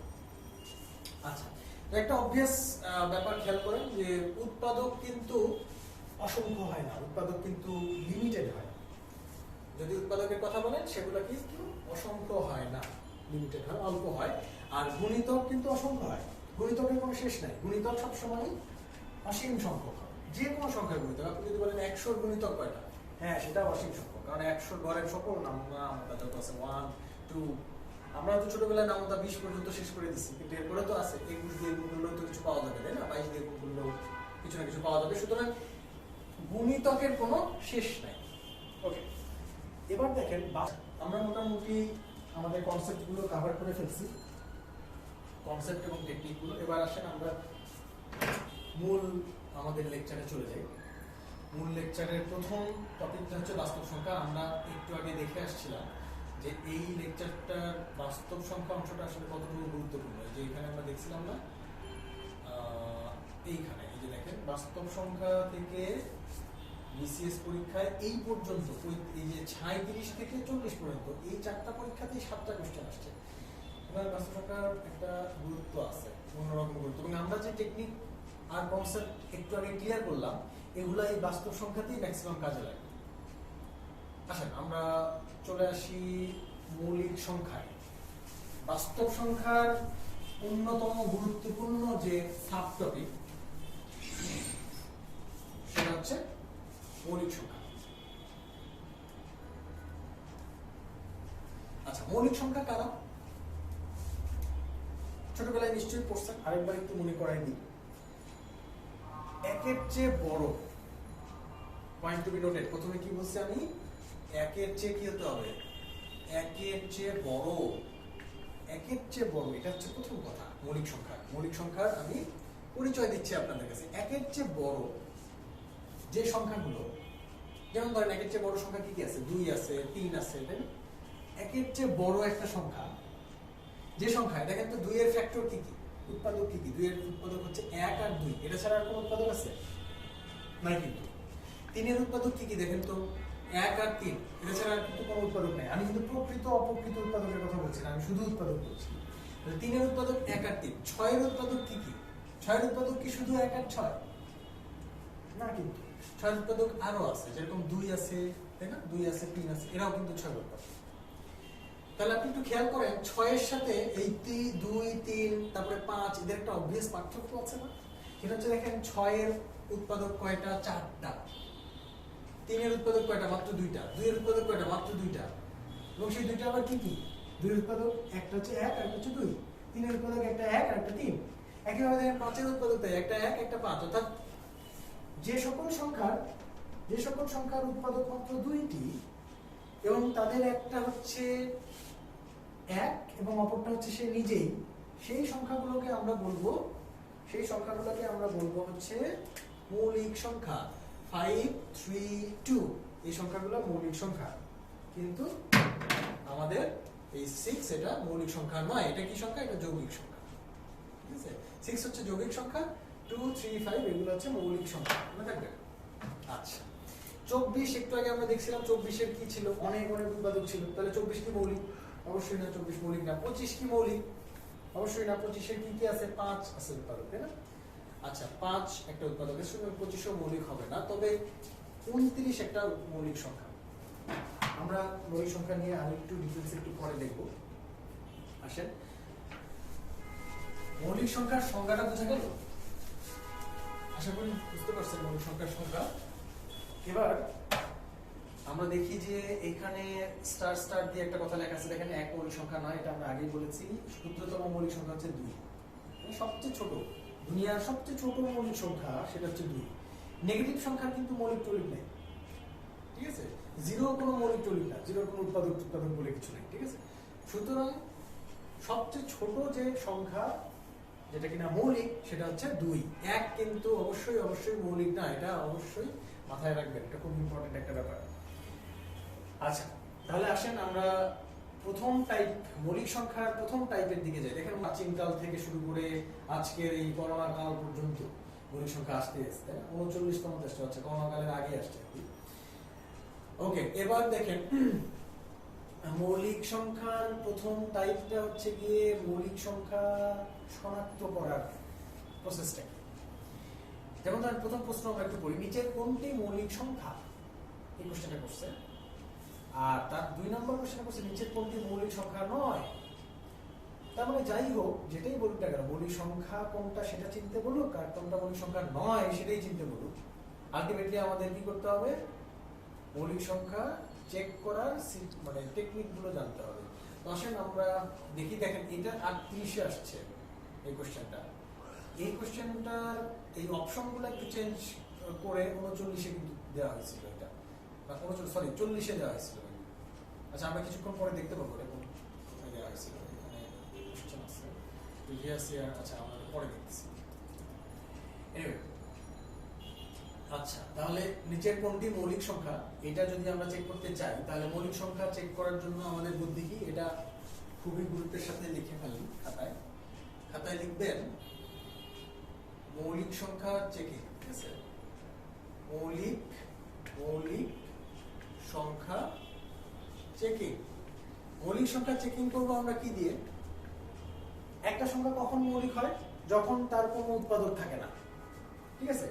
এক আর ওই সংখ্যা বাদে কোনো উৎপাদক থাকে না, তখনই সেটা মৌলিক সংখ্যা হয়। তাহলে আসেন সেটা চেক করার বুদ্ধি কি? সেটা চেক করার বুদ্ধি হলো আমি দেখবো 2 দিয়ে ভাগ যায় কিনা, 3 দিয়ে যায় কিনা, 5 দিয়ে যায় কিনা, তাই তো? আচ্ছা, তাহলে এই টেকনিকগুলো কিন্তু আমরা শুরুতে শিখে আসছি। আপনি মনে করে দেখেন যে 2 দিয়ে ভাগ করার টেকনিক কি ছিল, 5 দিয়ে কি ছিল, তারপরে একটা না এরকম শিখছিলাম। আচ্ছা, তাহলে এই টেকনিকগুলো আমরা এখন অ্যাপ্লাই করব।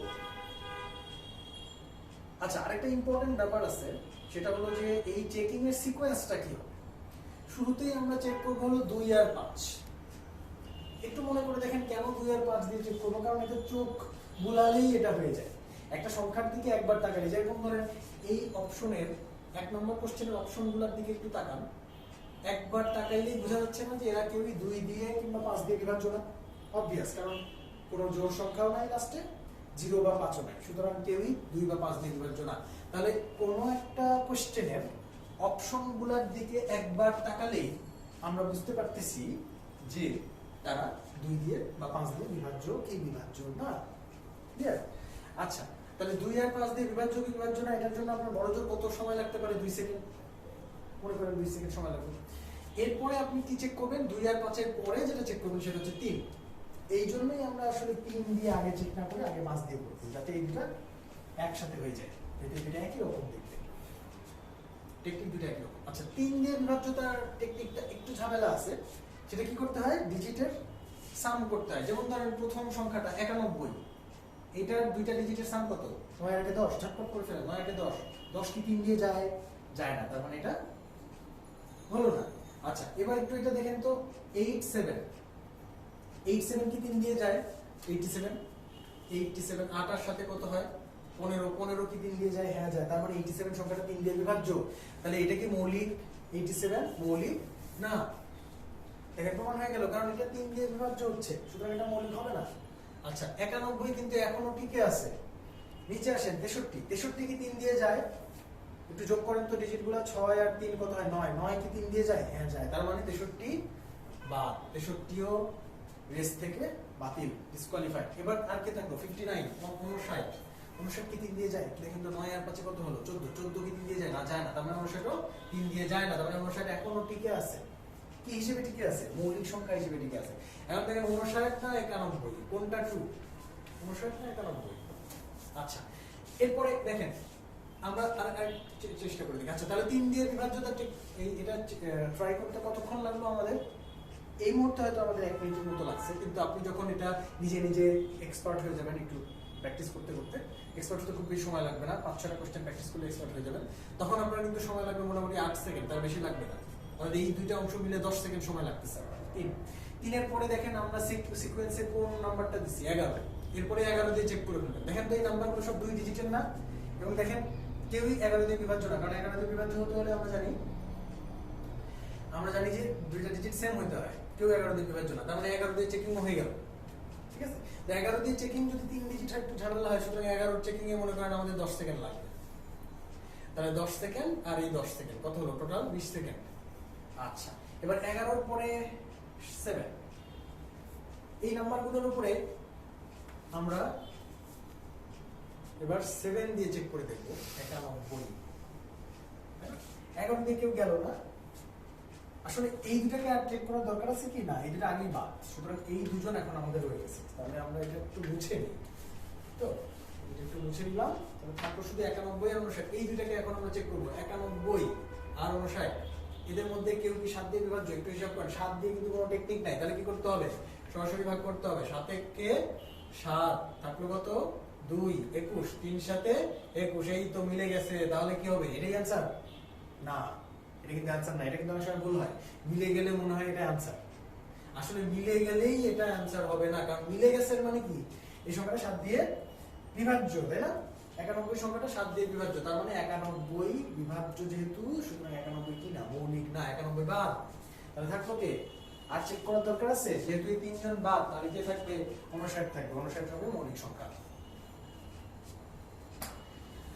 ওকে, সো আমরা মোটামুটি বহুত কষ্ট করে 59কে বের করলাম, এটা হচ্ছে উত্তর। তাহলে 1 নম্বরের উত্তর হচ্ছে ঘ। একই রকম কৌশল আপনি অ্যাপ্লাই করবেন হচ্ছে 2 নম্বরে, ঠিক আছে? 2 নম্বর আর দেখানোর মনে হয় দরকার নাই। আর সময় ব্যাপারে একটু কথা বলি। সময় কতটুকু লাগবে? 10 20 সেকেন্ড, আর 7 13 দিয়ে করতে মোটামুটি ধরেন আরো 10 সেকেন্ডের মতো লাগতে পারে। এই টোটাল 30 সেকেন্ডের মধ্যেই আপনি একটা মৌলিক সংখ্যা শনাক্ত করতে পারবেন। এটা নিয়ে তেমন একটা কষ্ট করতে আপনার হবে না, আশা করা যায়। একটু পরের কোশ্চেনটা আপনারা ট্রাই করতে পারেন, আমি এটা না দেখে। তবে হ্যাঁ, এটা আপনি চিন্তা, এটা কোন ধাপে গিয়ে ধরা খাবে জানেন? এই 2 নম্বর কোশ্চেনটা, ঠিক আছে? কোনটি মৌলিক সংখ্যা নয়, এটা কিন্তু, এটা কি ছিল? কোনটি মৌলিক সংখ্যা, আর এটা কি মৌলিক সংখ্যা নয়। তার মানে আমাদের দেখতে হবে যে কোনটা আসলে বিভাজ্য হয়। এই 3টার মধ্যে, এই 4টার মধ্যে কি হবে? 3টাই মৌলিক সংখ্যা হবে, আর একটা থাকবে কি মৌলিক নয়, তাই না?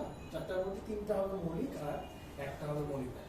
আচ্ছা, আপনারা এই 2 দিয়ে টেস্ট করবেন, 5 দিয়ে। এখন ঝটপট করে ফেলা যায় না? 2 আর 5 দিয়ে, যে প্রথম দেখাতেই দেখেন শেষ। এরা কেউই 2 বা 5 দিয়ে বিভাজ্য না। এবার আসবো 3 এ, তাই না? 3 দিয়ে করতে হবে, সাম করতে হবে। 6 3 9 2 11, 11 3 দিয়ে যায় না, ইত্যাদি। এরকম করে আপনি 3 দিয়ে টেস্ট করে ফেলবেন, দেখবেন সব কেউই 3 দিয়ে বিভাজ্য না। এরপরে 11 দিয়ে টেস্ট যখন করবেন, দেখেন এগুলো কিন্তু 2 ডিজিট না। 2 ডিজিট না হলে আমরা কি বুদ্ধি শিখছিলাম?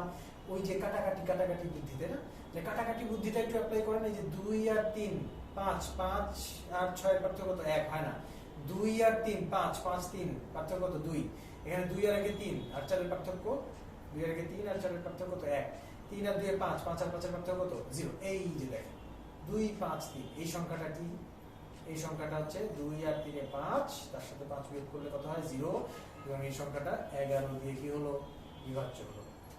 যেহেতু এটা 11 দিয়ে বিভাজ্য হলো, সুতরাং এই সংখ্যাটা অবশ্যই মৌলিক সংখ্যা নয়, সুতরাং এটাতে টিক দিয়ে রাখবো, ঠিক আছে?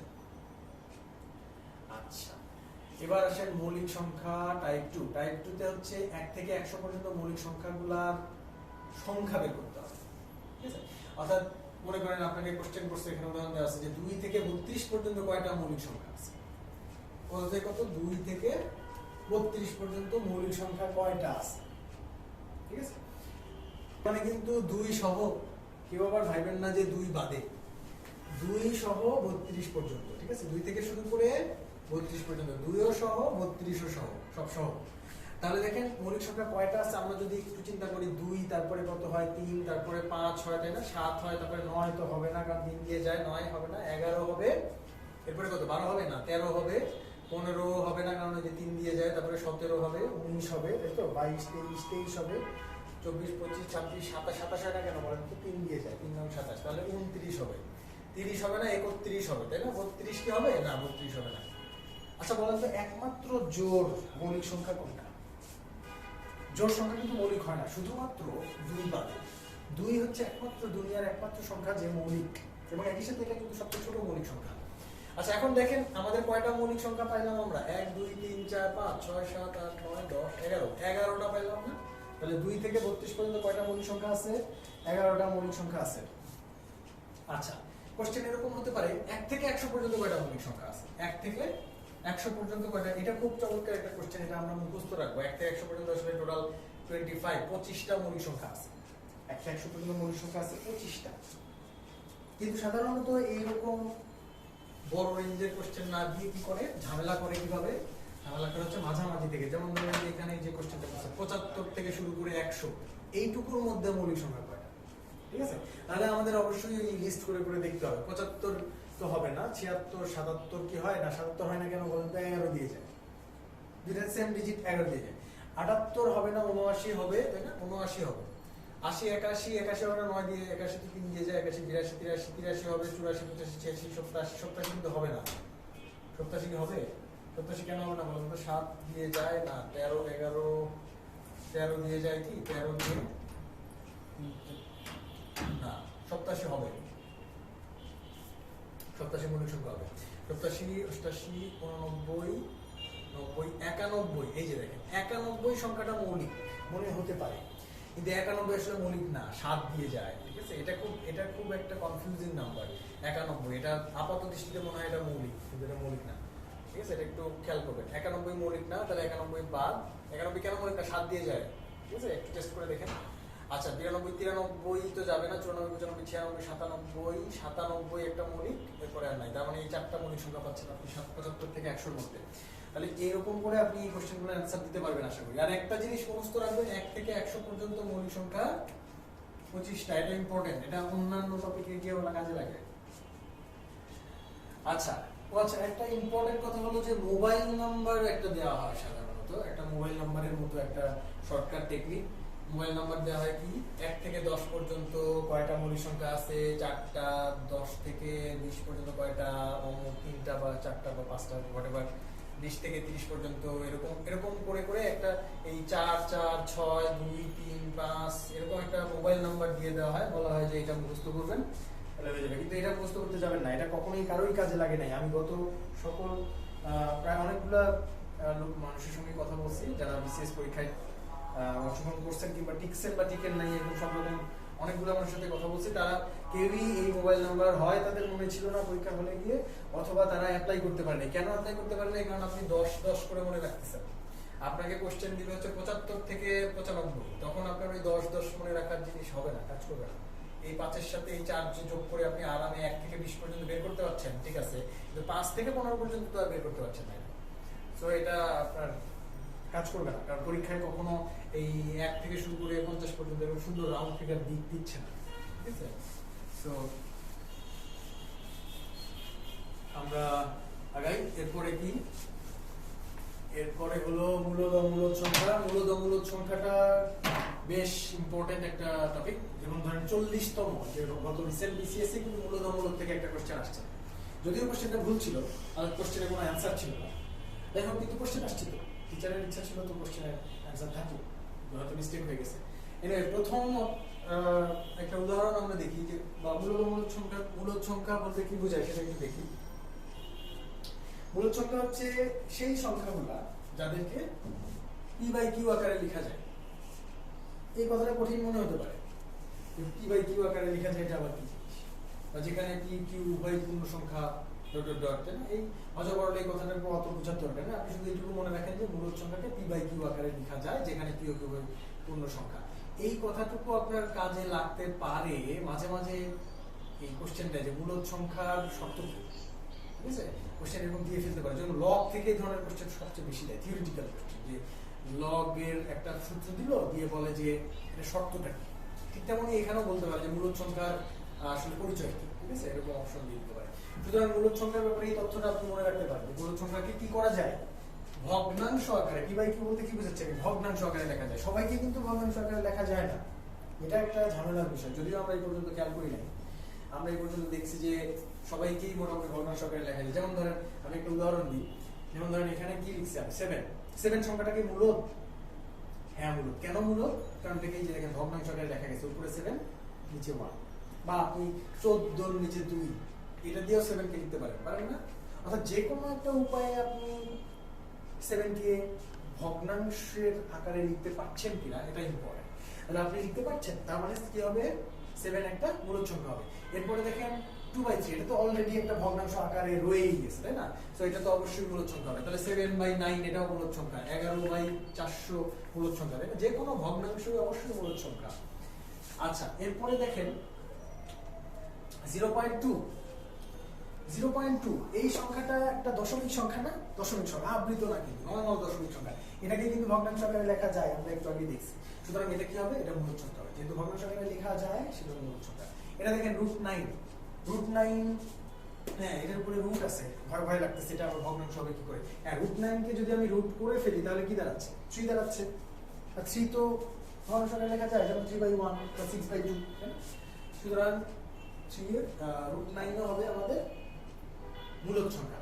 এরপরের উদাহরণটা দেখেন, এরপরের উদাহরণটা হচ্ছে একটা আবৃত দশমিক সংখ্যা। আবৃত দশমিক সংখ্যাকেও আমরা কিন্তু একটু আগে শর্ট টেকনিকে দেখছি যে কি করে এটাকে ভগ্নাংশ বানানো যায়। সুতরাং সকল আবৃত দশমিক সংখ্যা আসলে মূলদ সংখ্যা। আমি এই তথ্যগুলোই আসলে এখানে একটু সামারাইজ করে লিখছি। দেখেন মূলত কারা, এটা এই লিস্টটা খুব ইম্পর্টেন্ট। আপনি এই লিস্টটা যদি মনে রাখেন তাহলে আপনার এই সংক্রান্ত কোশ্চেন সলভ করতে কোনো সময় লাগার কথা না। মূলত কারা একটু খেয়াল করেন, সকল পূর্ণ সংখ্যাই হচ্ছে মূলত সংখ্যা। যেমন এই যে কাকে কে দেখলাম, এই যে 7 কে দেখলাম, এই যে 3 কে দেখলাম, তাই না? এটা সবাই মূলত সংখ্যা। সকল পূর্ণ সংখ্যা মূলত সংখ্যা, সকল ভগ্নাংশ হচ্ছে মূলত সংখ্যা, তাই না? তারপরে সকল সসীম দশমিক সংখ্যা হচ্ছে মূলত সংখ্যা। সসীম দশমিক মানে কি? কোনো দশমিক সংখ্যা শেষে হচ্ছে ডিজিট ঘোরায় না, তাই না? ওইরকম সংখ্যা হচ্ছে মূলত হবে না। যেমন ধরেন আপনাকে বলা হলো 0.239684721 এরকম আসতেই থাকবে, কিন্তু কোনো প্যাটার্ন নেই। খেয়াল করেন এখানে কোনো প্যাটার্ন নেই। একই জিনিস বারবার আসতেছে না। একই জিনিস যদি বারবার আসতো তাহলে সেটা কি হয়ে যেত জানেন? সেটা হয়তো হলো আবৃত দশমিক, সেটা অন্য ক্যাটাগরি। কিন্তু একই জিনিস যদি বারবার না আসে, এলোমেলো ভাবে যদি রিপিট করে, তাহলে সেটা কি হবে?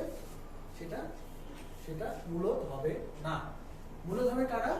মূলত হবে সকল সসীম দশমিক সংখ্যা, এই যে যারা দশমিকের পরে একটা সার্টেন অ্যামাউন্ট অফ ডিজিটের পরে গিয়ে থেমে যাবে, আর আগাবে না। 0.2 এখানে পর্যন্ত স্টপ, 8.458 এখানে পর্যন্ত স্টপ, এরপরে আর ডিজিট নেই, তাই না? এই ধরনের সংখ্যাকে আমরা বলবো সসীম দশমিক সংখ্যা। তাহলে সসীম দশমিক অর্থাৎ যার সীমা আছে, এই ধরনের সকল দশমিক সংখ্যা কি সংখ্যা? মূলত সংখ্যা। এরপরে কি বলছে? সকল আবৃত দশমিক সংখ্যা হচ্ছে মূলত সংখ্যা। তাহলে মূলত সংখ্যার মধ্যে মোটামুটি এই 4 জন পরে, আরো একজন আছে, সেটা হলো রুট যুক্ত সংখ্যা, যাদের রুট করা যায়। This is important. রুট যুক্ত সংখ্যা মানেই যে মূলত হবে না, মূলত না হওয়া মানে কি? অমূলত হওয়া। রুট যুক্ত সংখ্যা মানেই অমূলত। আমাদের এরকম একটা কনসেপ্ট আছে, যেরকম √3 এটা কি? অমূলত। √2 এটা কি? অমূলত, তাই না? এগুলো অমূলত। কিন্তু √, যদি আমি বলি 4, তাহলে তো আর এটা অমূলত থাকছে না, কারণ √4 করলে 2 হয়ে যাবে, তাই না? সো এটা মূলত হবে। √9 এটা হবে 3, তাই তো? সো এটাও মূলত। সো কারা মূলত হবে? রুট যুক্ত সংখ্যা যদি হয় তাহলে মূলত কি অমূলত সেটা চেনার বুদ্ধি কি? রুট যুক্ত সংখ্যা যাদেরকে রুট করা যায় তারা হবে মূলত, আর রুট যুক্ত সংখ্যা যাদেরকে রুট করা যায় না, যেমন √11 এটা মূলত না, অমূলত। কিন্তু 16 এটা মূলত। আচ্ছা, এখানে বেশ কিছু উদাহরণ দেওয়া আছে পাওয়ার 4 দিয়ে, যেরকম 81 4th পাওয়ার দেওয়া আছে। অর্থাৎ 81 4th পাওয়ার মানে কি? যে 81 কে আমার সামথিং টু দি পাওয়ার 4 বানাতে হবে। যেমন ধরেন 3 × 3 × 3 × 3, 3 3 কে 9, 3 9 27, 27 আর 3 গুণ করলে কত হয়? 81 হয় কিন্তু, ঠিক আছে? তার মানে এটা হচ্ছে 3 টু দি পাওয়ার 4। 81 অ্যাকচুয়ালি কত? 3 to the power 4। 3 to the পাওয়ার 4 এর 4th রুট হচ্ছে 3, তাই না? সুতরাং এটাকে রুট করা যাচ্ছে। 64 কিউব রুট করতে বলছে। 64 কিউব রুট কি করা যায়? হ্যাঁ, কেন করা যায়? কিউব রুট অফ 64 মানে 4 কিউব, তাই না? সো 4 কিউব আর এই 3 তে কাটাকাটি গিয়ে থাকে শুধু 4, তার মানে এটাকেও করা যাচ্ছে। সুতরাং রুট যুক্ত সংখ্যা যাদেরকে রুট করা যায় তারা সবাই মূলত, কিন্তু রুট যদি করা না যায় তাহলে মূলত হবে না। আচ্ছা, এবার দেখেন অমূলত কারা। এটা খুব সিম্পল আনসার হচ্ছে যারা মূলত না তারাই অমূলত। অর্থাৎ এই কয়েকটা ক্যাটাগরির মধ্যে যারা পড়বে না তাদেরকে আমরা কি পরিচয় দেব? তারা ম্লেচ্ছ, তাদেরকে ছোঁয়া যাবে না, তারা হচ্ছে অমূলত। আচ্ছা, তো এই অমূলত সংখ্যার সেটকে, এই যে দেখেন সেট বলে একটা কনসেপ্ট আছে আমাদের ম্যাথ 2 কি 4 লেকচারে আমরা পাবো এটা। এই সেট আকারে যদি আমরা অমূলত সংখ্যাকে লিখি তাহলে সেটা হবে কিউ বার, আর মূলত সংখ্যার সেটকে লেখা হয় দেখেন কিউ দিয়ে। তাহলে কিউ বলতে বোঝানো হয় মূলত সংখ্যা, আর কিউ বার বলতে বোঝানো হয় অমূলত সংখ্যা। এটা জাস্ট ইন্ডিকেট করা হয় পুরো জগৎটা, অমূলত সংখ্যা যত দুনিয়ায় যত অমূলত সংখ্যা আছে সবাইকে কিউ বারের মধ্যে আছে বলে ধরে নেওয়া, আর মূলত সংখ্যাকে ধরে নেওয়া হচ্ছে কিউ এর মধ্যে, ঠিক আছে? আচ্ছা, তাহলে অমূলত কারা? এই টপিকে ফিরে আসি। অমূলত কারা? যারা মূলত নয় তারাই অমূলত। তো এখানে বেশ কিছু কথা লেখা আছে, আমরা জানি এগুলো কথা আমরা আগেই দেখে আসছি।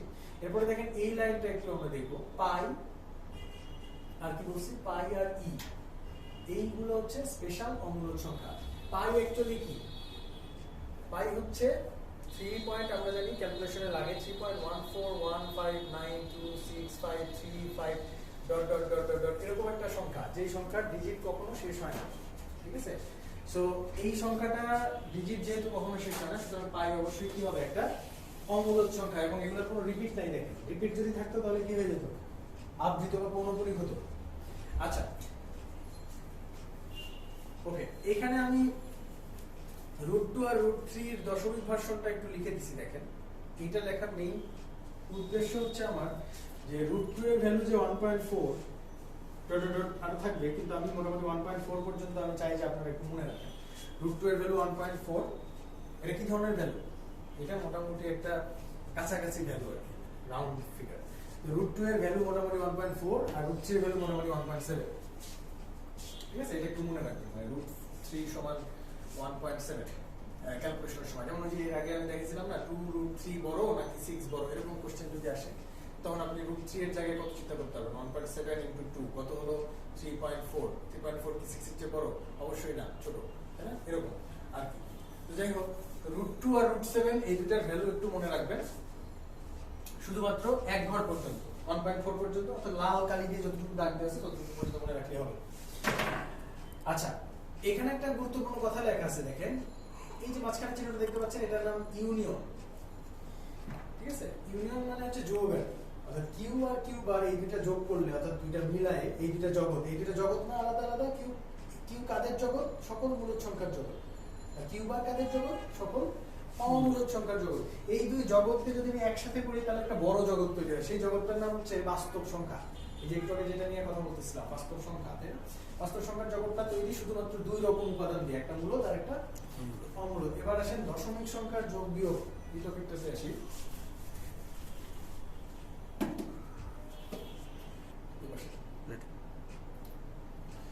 দশমিক সংখ্যার যোগ বিয়োগ, আমরা কিন্তু বাস্তব সংখ্যাতেই আছি। বাস্তব সংখ্যার প্রথম টপিকটা শেষ করেছি মৌলিক সংখ্যা, দ্বিতীয় টপিকটা শেষ করছি হচ্ছে মূলদ অমূলদ।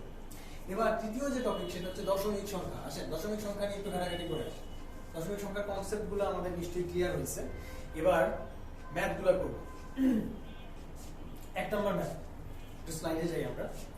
স্লাইডে দেখেন এক নম্বর ম্যাথে বলা হচ্ছে যে 1.1, 0.01, 0.0011 এর সমষ্টি কত, দেন তিনটা দশমিক সংখ্যার যোগ করতে বলা হয়েছে। দশমিক সংখ্যার যোগ কিভাবে করে আপনাদের মনে থাকার কথা, বাট তারপর আমি একটু দেখাই দেবো। হচ্ছে প্রথম সংখ্যাটা আপনি আগে লেখেন 1.1।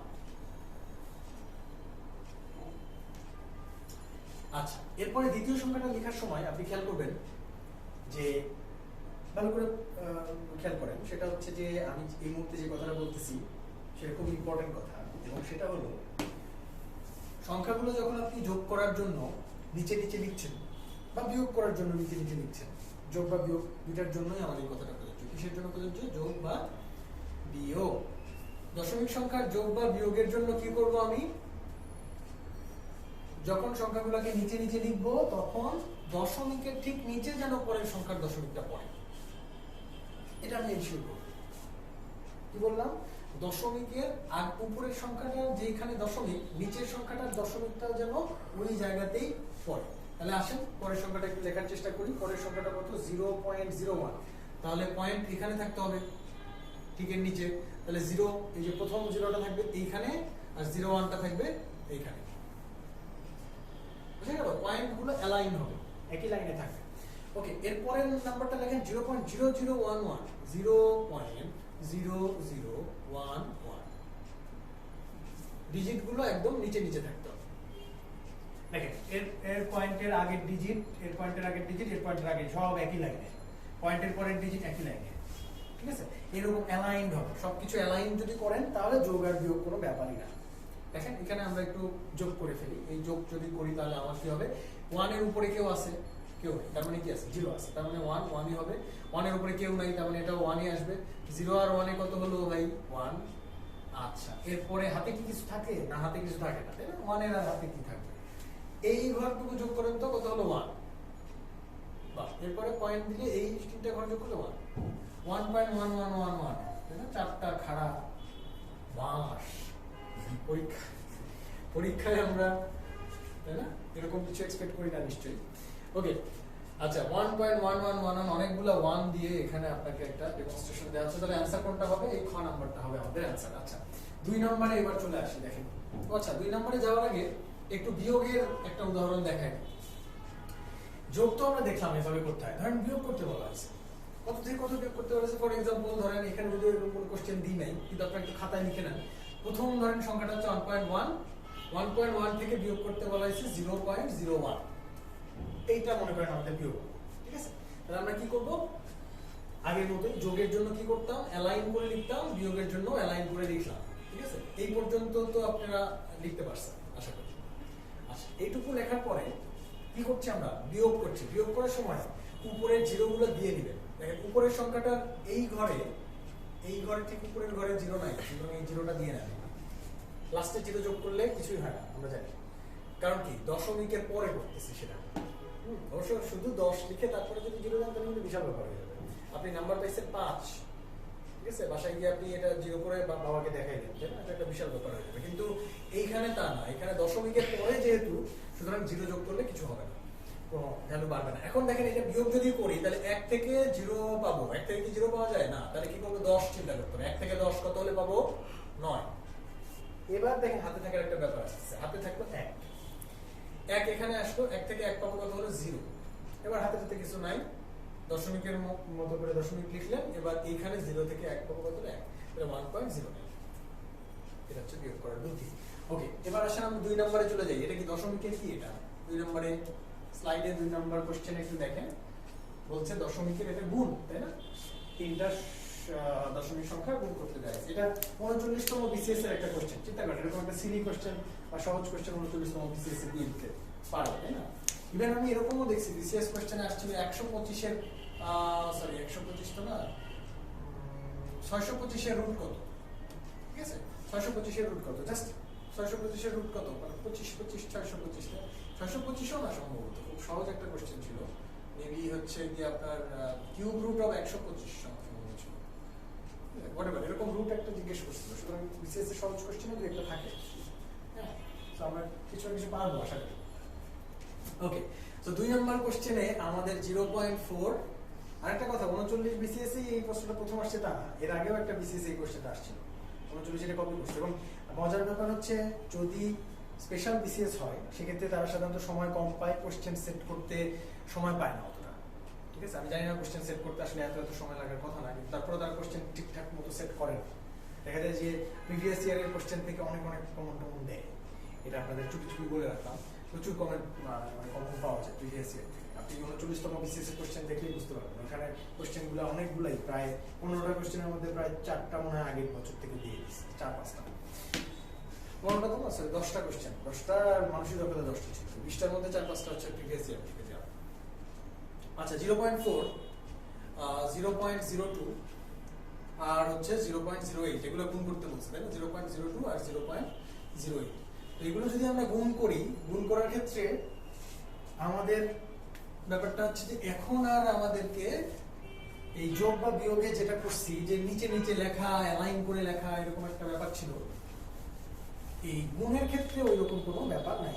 এটা আমি নরমালি গুণ করতে পারবো। যেমন ধরেন এইটা আর এইটা প্রথমে গুণ করে ফেলি, না এটা করার দরকার নেই, তিনটা একসাথে করা যাবে।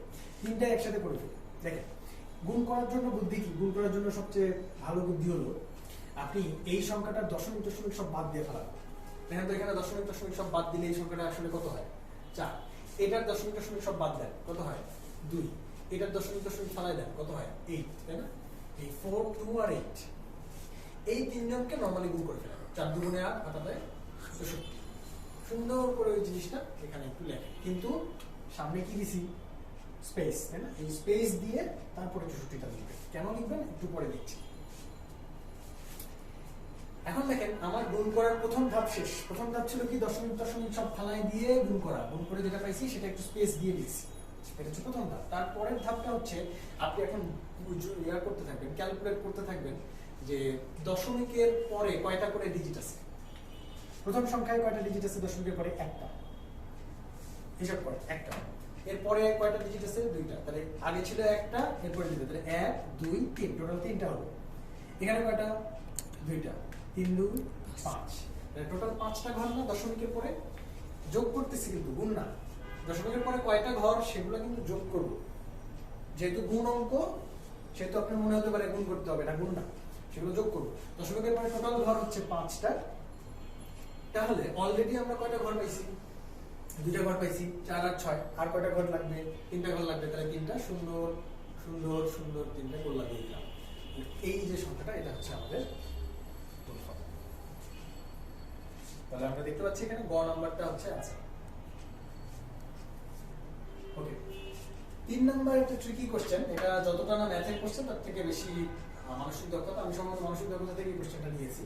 যাক, সমস্যা নেই, আপনারা দেখেন 30 কে অর্ধ দ্বারা ভাগ করে 10 যোগ করলে যোগফল কত হয়? 30 কে অর্ধ দ্বারা ভাগ করে 10 যোগ করলে যোগফল কত হয়? আচ্ছা, এই কোশ্চেন কিন্তু নরমালি যখন হুট করে একজনকে করা হয় তখন তার অ্যান্সার পাওয়া যায় এটা, যে 30 কে অর্ধ দ্বারা ভাগ করলে, মানে 30 কে অর্ধেক করলে কত হয়? 15। তার সাথে কি করতে বলছে? 10 যোগ করতে বলছে। ওকে, গ্রেট, 10 যোগ করলাম, 15 আর 10 25। এটাই মনে হচ্ছে, তাই না? কিন্তু এটা আসলে ভুল। কেন ভুল? কারণ আপনাকে দেখেন 30 কে অর্ধ দ্বারা ভাগ করতে বলছে। একটু লিখিত 30 কে অর্ধ দ্বারা ভাগ করা বলতে যেটা বোঝায়, সেটা ম্যাথমেটিক্যালি আমরা যদি লিখি তাহলে 30 ভাগ অর্ধ। অর্ধ মানে কি? হাফ। 30 ভাগ হাফ। 30 ভাগ হাফ একটু করে দেখেন তো। 30 ভাগ হাফ মানে কি? 30 ভাগ হাফ, এটা না?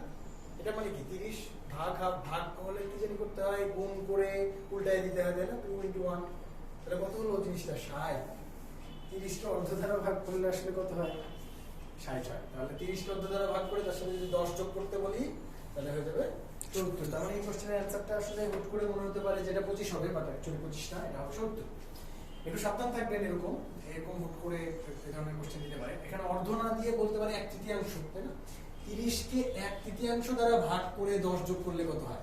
এটা কিন্তু খুব অবভিয়াসলি আমাদের মনে হতেই পারে। 30 কে 1/3 দ্বারা ভাগ, এতটুকু মানে পড়ার ধৈর্য নাও হতে পারে আমাদের, পরীক্ষার অনেক সময় থাকে না। 30 কে 1/3 করে ফেলতে পারি আমরা, 10 বানাই ফেলতে পারি, 30 ভাগ 3 এরকম করতে পারি, কিন্তু আসলে তা না। কি বলা হচ্ছে? 30 কে 1/3 দ্বারা ভাগ করে, তার মানে এটা হয়ে যাবে 90। So this is important. আচ্ছা, এবার 4 নম্বর কোশ্চেনে দেখেন 0.1 এর বর্গমূল কত? দেখেন, এটা আমরা ম্যাথ না করে এটার অ্যান্সার দিতে পারি। ওই যে আমি বলছিলাম না যে আপনারা অপশনের দিকে খেয়াল রাখবেন। এই চ্যাপ্টারটাই অপশন, এই চ্যাপ্টারে অপশন মোটামুটি খুব হেল্প করে। যেমন ধরেন এইখানে আমাকে বলেন তো যে 1 এর চেয়ে ছোট সংখ্যার বর্গমূল। 1 এর চেয়ে ছোট সংখ্যা না 0.1? অবশ্যই 1 এর চেয়ে ছোট। 0.1, এই 1 এর চেয়ে ছোট সংখ্যার বর্গমূল কি হয়? ছোট হয় না, কি হয়? 1 এর চেয়ে ছোট সংখ্যার বর্গমূল হয় বড়, তাই না? তাহলে 0.1 এর বর্গমূল হবে 0.1 এর চেয়ে বড়। এটুকু কি আপনাদের কাছে ক্লিয়ার? যদি ক্লিয়ার না হয়, কয়েক পেজ আগে আমরা একটা কনসেপ্ট পড়ছিলাম, সেই কনসেপ্ট ঘুরে আসতে পারেন, দেখে আসতে পারেন যে 1 এর চেয়ে ছোট সংখ্যার বর্গমূল হয় তার চেয়ে বড়। তাহলে 0.1 এর চেয়ে বড় সংখ্যা হবে এখানে। 0.1 এর চেয়ে বড় কে আছে দেখেন তো? এইটা কি 0.1 এর চেয়ে বড়? না, সমান। এটা কি বড় না ছোট? এটা তো ছোট। 0.1 এর চেয়ে বড় একমাত্র ক্যান্ডিডেট কে? 0.316। আর আরেকটা ক্যান্ডিডেট কে আছে? কোনটি নয়। এই তো এটাই আমাদের বোঝাচ্ছে, কোনটি নয় হবে নাকি 0.316 হবে। এটা বোঝার জন্য কি বুদ্ধি? দেখেন, 0.316 কে 0.316 দিয়ে গুণ যদি করি, 0.316 এত বড় গুণ করতে কি ভালো লাগছে? নিশ্চয়ই লাগছে না, তাই না? তাহলে আসলে 0.316 কে আমরা একটু যে রাউন্ড করে নিই, মনে আছে? একটু ছোট করে নিই, 0.3 আর 0.3। আচ্ছা, 0.3 আর 0.3 যদি আমরা গুণ করি তাহলে কত পাচ্ছি? 0.09। কেন? কারণ এটা দশমিক ফালাই দেন 3, এটা দশমিক ফালাই দেন 3, 3 তিরিকে 9। যখন 9 লিখলাম, এরপরে দশমিক কয়টা? 2টা, তাহলে অলরেডি 9 আছে, একটা 0 দিয়ে, ঠিক আছে? এই হচ্ছে 0.3 এর সাথে 0.3 যদি গুণ করি তাহলে কত দাঁড়ায়? 0.09। এটাকে যদি আমি একটু রাউন্ড করি তাহলে 0.1 হয় না? দেখছেন? তাহলে 0.1 এর বর্গমূল বের করতে গিয়ে আমরা দেখলাম যে এই একটা সংখ্যা আছে যাকে নিজের সাথে আরেকবার গুণ করলে, অর্থাৎ কি করছে? আমরা বর্গ করছি, স্কয়ার করছি। এটাকে স্কয়ার করলে কত হয়? এটাকে স্কয়ার করলে সেটা প্রায় 0.1 এর কাছাকাছি যায়। যদিও আমাদের ক্যালকুলেশন একটু ঝামেলা আছে জন্য প্রায় বলতেছি, বাট অ্যাকচুয়ালি মানে যাবে, এটার কাছাকাছি হবে। সো গ নাম্বার হবে আনসার। তাহলে গ নাম্বার যে আনসার, এটা বোঝার জন্য আমরা কিন্তু দুইটা টেকনিক অ্যাপ্লাই করলাম। ভালো করে খেয়াল করেন। একটা হচ্ছে যে 0.1 এর বর্গমূল অবশ্যই 0.1 এর চেয়ে বড় হবে, সেজন্য আমরা চিন্তা করলাম গ হতে পারে। আবার ঘ কেন হতে পারে? কারণ কোনোটি নয়, সুতরাং এই 4টা, এই 3টের কোনোটি না আরেকটা হতে পারে, এরকম বলতে পারে। সুতরাং এই জন্য ঘ নিয়ে আমরা একটু চিন্তিত হলাম এবং সেই জন্যই আসলে চেক করতে গেলাম যে 0.316 কে তার নিজের সাথে যদি গুণ করি তাহলে কত পাওয়া যায়। তো আমরা দেখলাম যে মোটামুটি কাজ করতেছে। এনিওয়ে,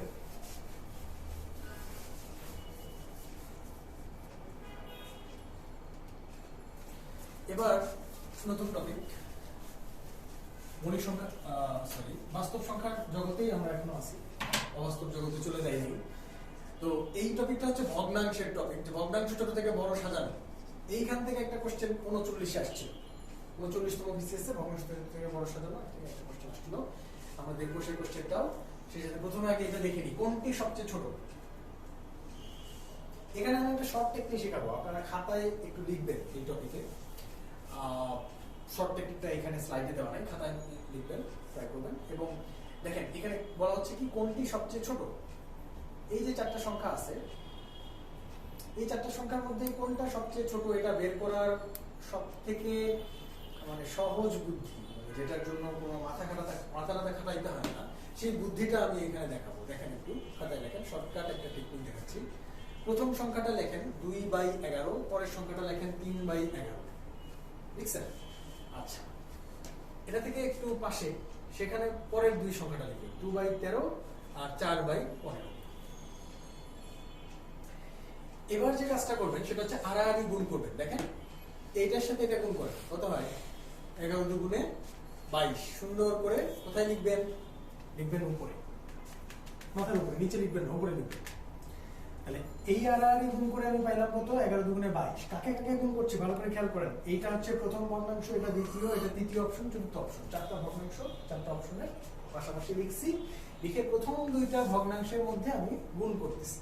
11 দুগুণে 22, 3 11 33। আমাদের টার্গেট কি?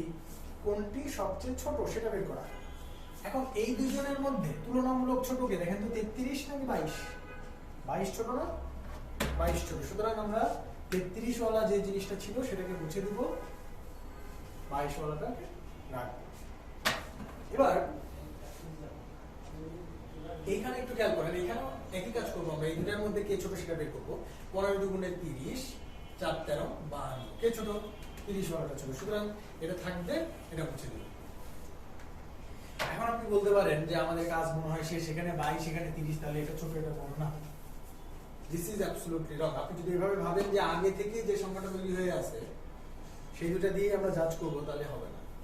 এই দুটা সংখ্যার আর কোনো গুরুত্ব নাই, কারণ এটা আগের ক্যালকুলেশনে। এখন এই দুইজনের প্রথম দুজনের মধ্যে থেকে ছোট এটা, পরের দুইজনের মধ্যে থেকে সবচেয়ে ছোট এটা। এই দুইজনের মধ্যে আরেকবার চেকিং হবে। 11 দুগুণে 22 আর 13 দুগুণে 26। কে ছোট? তাহলে 2 এর নিচে 13, এটা হচ্ছে ছোট, এবং সেইটা হলো গ নাম্বার। তাহলে আমাদের সবচেয়ে ছোট সংখ্যাটা হচ্ছে এখানে গ নাম্বারের 2 divided by 13. This is the lowest fraction of the 4. আচ্ছা, এবার পরের সংখ্যা, পরের অঙ্কটাও একই রকম। নিজের কোন সংখ্যাটি ক্ষুদ্রতম, এখানে শুধু একটা এক্সট্রা কাজ করতে হবে। ঘ নাম্বারটাতে ভগ্নাংশ নয়, ওটার একটু ভগ্নাংশ বানিয়ে নেবেন। কিভাবে আপনি বুঝতে পারছেন, দশমিক সংখ্যার ভগ্নাংশ বানানোর বুদ্ধি আপনাদের বলা হয়েছে। এরপরে নিচের কোনটি ক্ষুদ্রতম সংখ্যা সেই কোশ্চেনে যাই। স্লাইডে একটু দেখেন, 3 নম্বরে নিচের কোনটি ক্ষুদ্রতম সংখ্যা, একই রকম কোশ্চেন, কিন্তু অপশনগুলো একটু ভিন্ন মনে হচ্ছে, তাই না? অপশনগুলো কি মনে হচ্ছে? 0.3, প্রথমটা 0.3, এরপরেরটা একটু ঝামেলা আছে, যে 0.3 এর উপরে আবার রুট আছে। ওকে, ওয়েল, এটা মনে হচ্ছে যে ঝামেলা, কিন্তু এটাই আসলে অন্য তিনটার থেকে সহজ। কেন সহজ জানেন?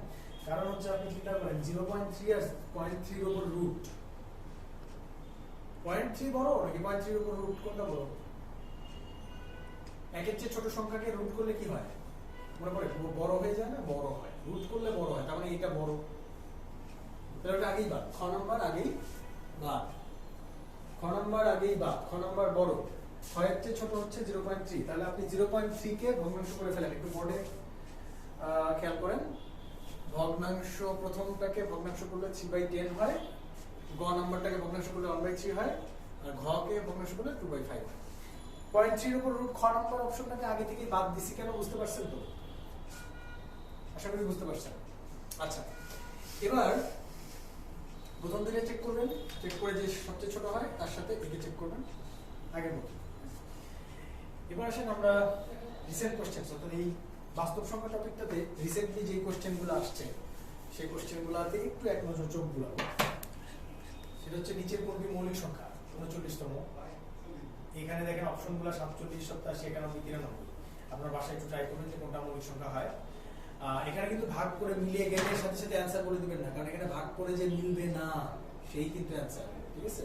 ভাগ করে যে মিলবে সে হচ্ছে বাদ। ওকে, আচ্ছা, এরপরের কোশ্চেন হচ্ছে নিচের কোন ভগ্নাংশটি বৃহত্তর। আগের কোশ্চেন যে একটু আমরা যে টপিকটা কভার করে আসছি না সেই টপিকের কোশ্চেন। সুতরাং এটা আপনারা দেখেন, এটা 39, এটা 39তমতে এই দুইটা কোশ্চেন প্লাস আরেকটা কোশ্চেন আসছে সেম টপিক থেকে, সেটা হচ্ছে এই যে এইটা, এটা আমরা করছি অলরেডি। আর 40তম কোশ্চেনটা যে বলছিলাম অমূলদ সংখ্যা, সেই কোশ্চেনটা হচ্ছে এই একটু বোর্ডে আসেন, দেখেন আমরা একটু ট্রাই করে দেখি যে এটা অমূলদ কিনা, এরা হচ্ছে কোনটা মূলদ বা কোনটা অমূলদ সেটা একটু চেষ্টা করে দেখি। দেখেন 0.4, এটা কি সংখ্যা? 0.4, প্রথম অপশন হচ্ছে 0.4, তারপরের অপশন হচ্ছে √9, এরপরে হচ্ছে 5.639, এখানে একটা ডট, এখানে একটা ডট, এরপরে √27/48। এটা হচ্ছে 40তম কোশ্চেনটা নিয়ে আমরা অ্যানালাইসিস করতেছি, চারটা অপশন। প্রথম অপশন হচ্ছে 0.4, এটা কি সংখ্যা? সসীম দশমিক সংখ্যা, এটা অবশ্যই মূলদ। তাহলে মূলদ যদি হয় তাহলে এটা বাদ, তাই না? এটা বাদ, কারণ আমাদের চাই কি সংখ্যা? অমূলদ সংখ্যা আমরা চাই। সুতরাং এই সংখ্যাটা বাদ। এইটা √9 এর রুট করলে করা যায়, তাই না? √9 এর রুট করা যায়, করলে কত হয়? 3 হয়। তার মানে এটা মূলদ সংখ্যা, অবশ্যই এটাও বাদ যাবে, অমূলদ হবে না। এরপরেরটা দেখেন 5.639, এই 6, 3 আর 9 এই তিনটার উপরে কি আছে? পৌনঃপুনিক আছে। আমরা জানি যে কোনো পৌনঃপুনিক সংখ্যা মূলদ সংখ্যা, সুতরাং এটাও অমূলদ হবে না। এরপরেরটা দেখেন রুট এর ভিতরে একটা সংখ্যা আছে, সেটাকে কি রুট করা যায়? এখন কোশ্চেন হচ্ছে এটা যে এটাকে কি রুট করা যায় কিনা। এখন এখানে একটা ঝামেলা আছে, এটাকে রুট করা যায় না বলে মনে হচ্ছে, কারণ 27 এর রুট তো করা যায় না, কিউব রুট তো না। এখানে কি 3 আছে? না, 3 নাই, এখানে শুধু রুট। তাহলে 27 কে কি রুট করা যায়? যায় না। 48 কে রুট করা যায়? যায় না। মনে হতে পারে যে এটাই তাহলে অ্যান্সার, কিন্তু অ্যাকচুয়ালি ঝামেলাটা হচ্ছে যে 27 আর 48 কে একটু কাটাকাটি যদি করে না, কারণ কাটাকাটি এটা করা সম্ভব, যেহেতু ভগ্নাংশ কাটাকাটি অবশ্যই করা সম্ভব। আপনি যদি কাটাকাটি করেন, একটু খেয়াল করেন, আমরা একটু নিচে করি, √27/48, 3 দিয়ে কাটেন, 3 16, 48, 3 9 27, ঠিক আছে? তাহলে কাটাকাটি আর যায় কি? আর যায় না। তাহলে দেখেন তো কি থাকলো? রুটের মধ্যে 9/16 থাকলো না? 9 এর রুট কত? 9 এর রুট হচ্ছে 3, আমরা সবাই জানি, আর 16 এর রুট হচ্ছে 4। তাহলে কি হলো? এইটাও একটা মূলদ সংখ্যা। আপনি চিন্তা করেন, এটাও মূলদ সংখ্যা, তার মানে এটাও অমূলদ না, এটাও অমূলদ না, এটাও অমূলদ না, এটাও অমূলদ না, কিন্তু তাই বলে এটাও অমূলদ না, কোনটাই অমূলদ না। তাহলে অ্যানসার কি হবে? That's the question. 40তম বিসিএস এর এই কোশ্চেনটাতে ঝামেলা এটাই ছিল যে এখানে কোনো অ্যানসার ছিল না। সেক্ষেত্রে কোনটা আপনি দাগায় দিয়ে আসবেন এটা আমি জানি না কি করবেন। আমি নিজে বিসিএস 40তম বিসিএসটাতে অ্যাটেন্ড করছিলাম, আমি এটা ফাঁকা রেখে আসছি। আমার মনে হয় ফাঁকা রেখে আসাই ভালো। আচ্ছা, লসাগু এই টপিকে চলে যাই আমরা। বাস্তব সংখ্যার টপিক ছেড়ে আমরা নতুন একটা টপিকে আসি, লসাগু।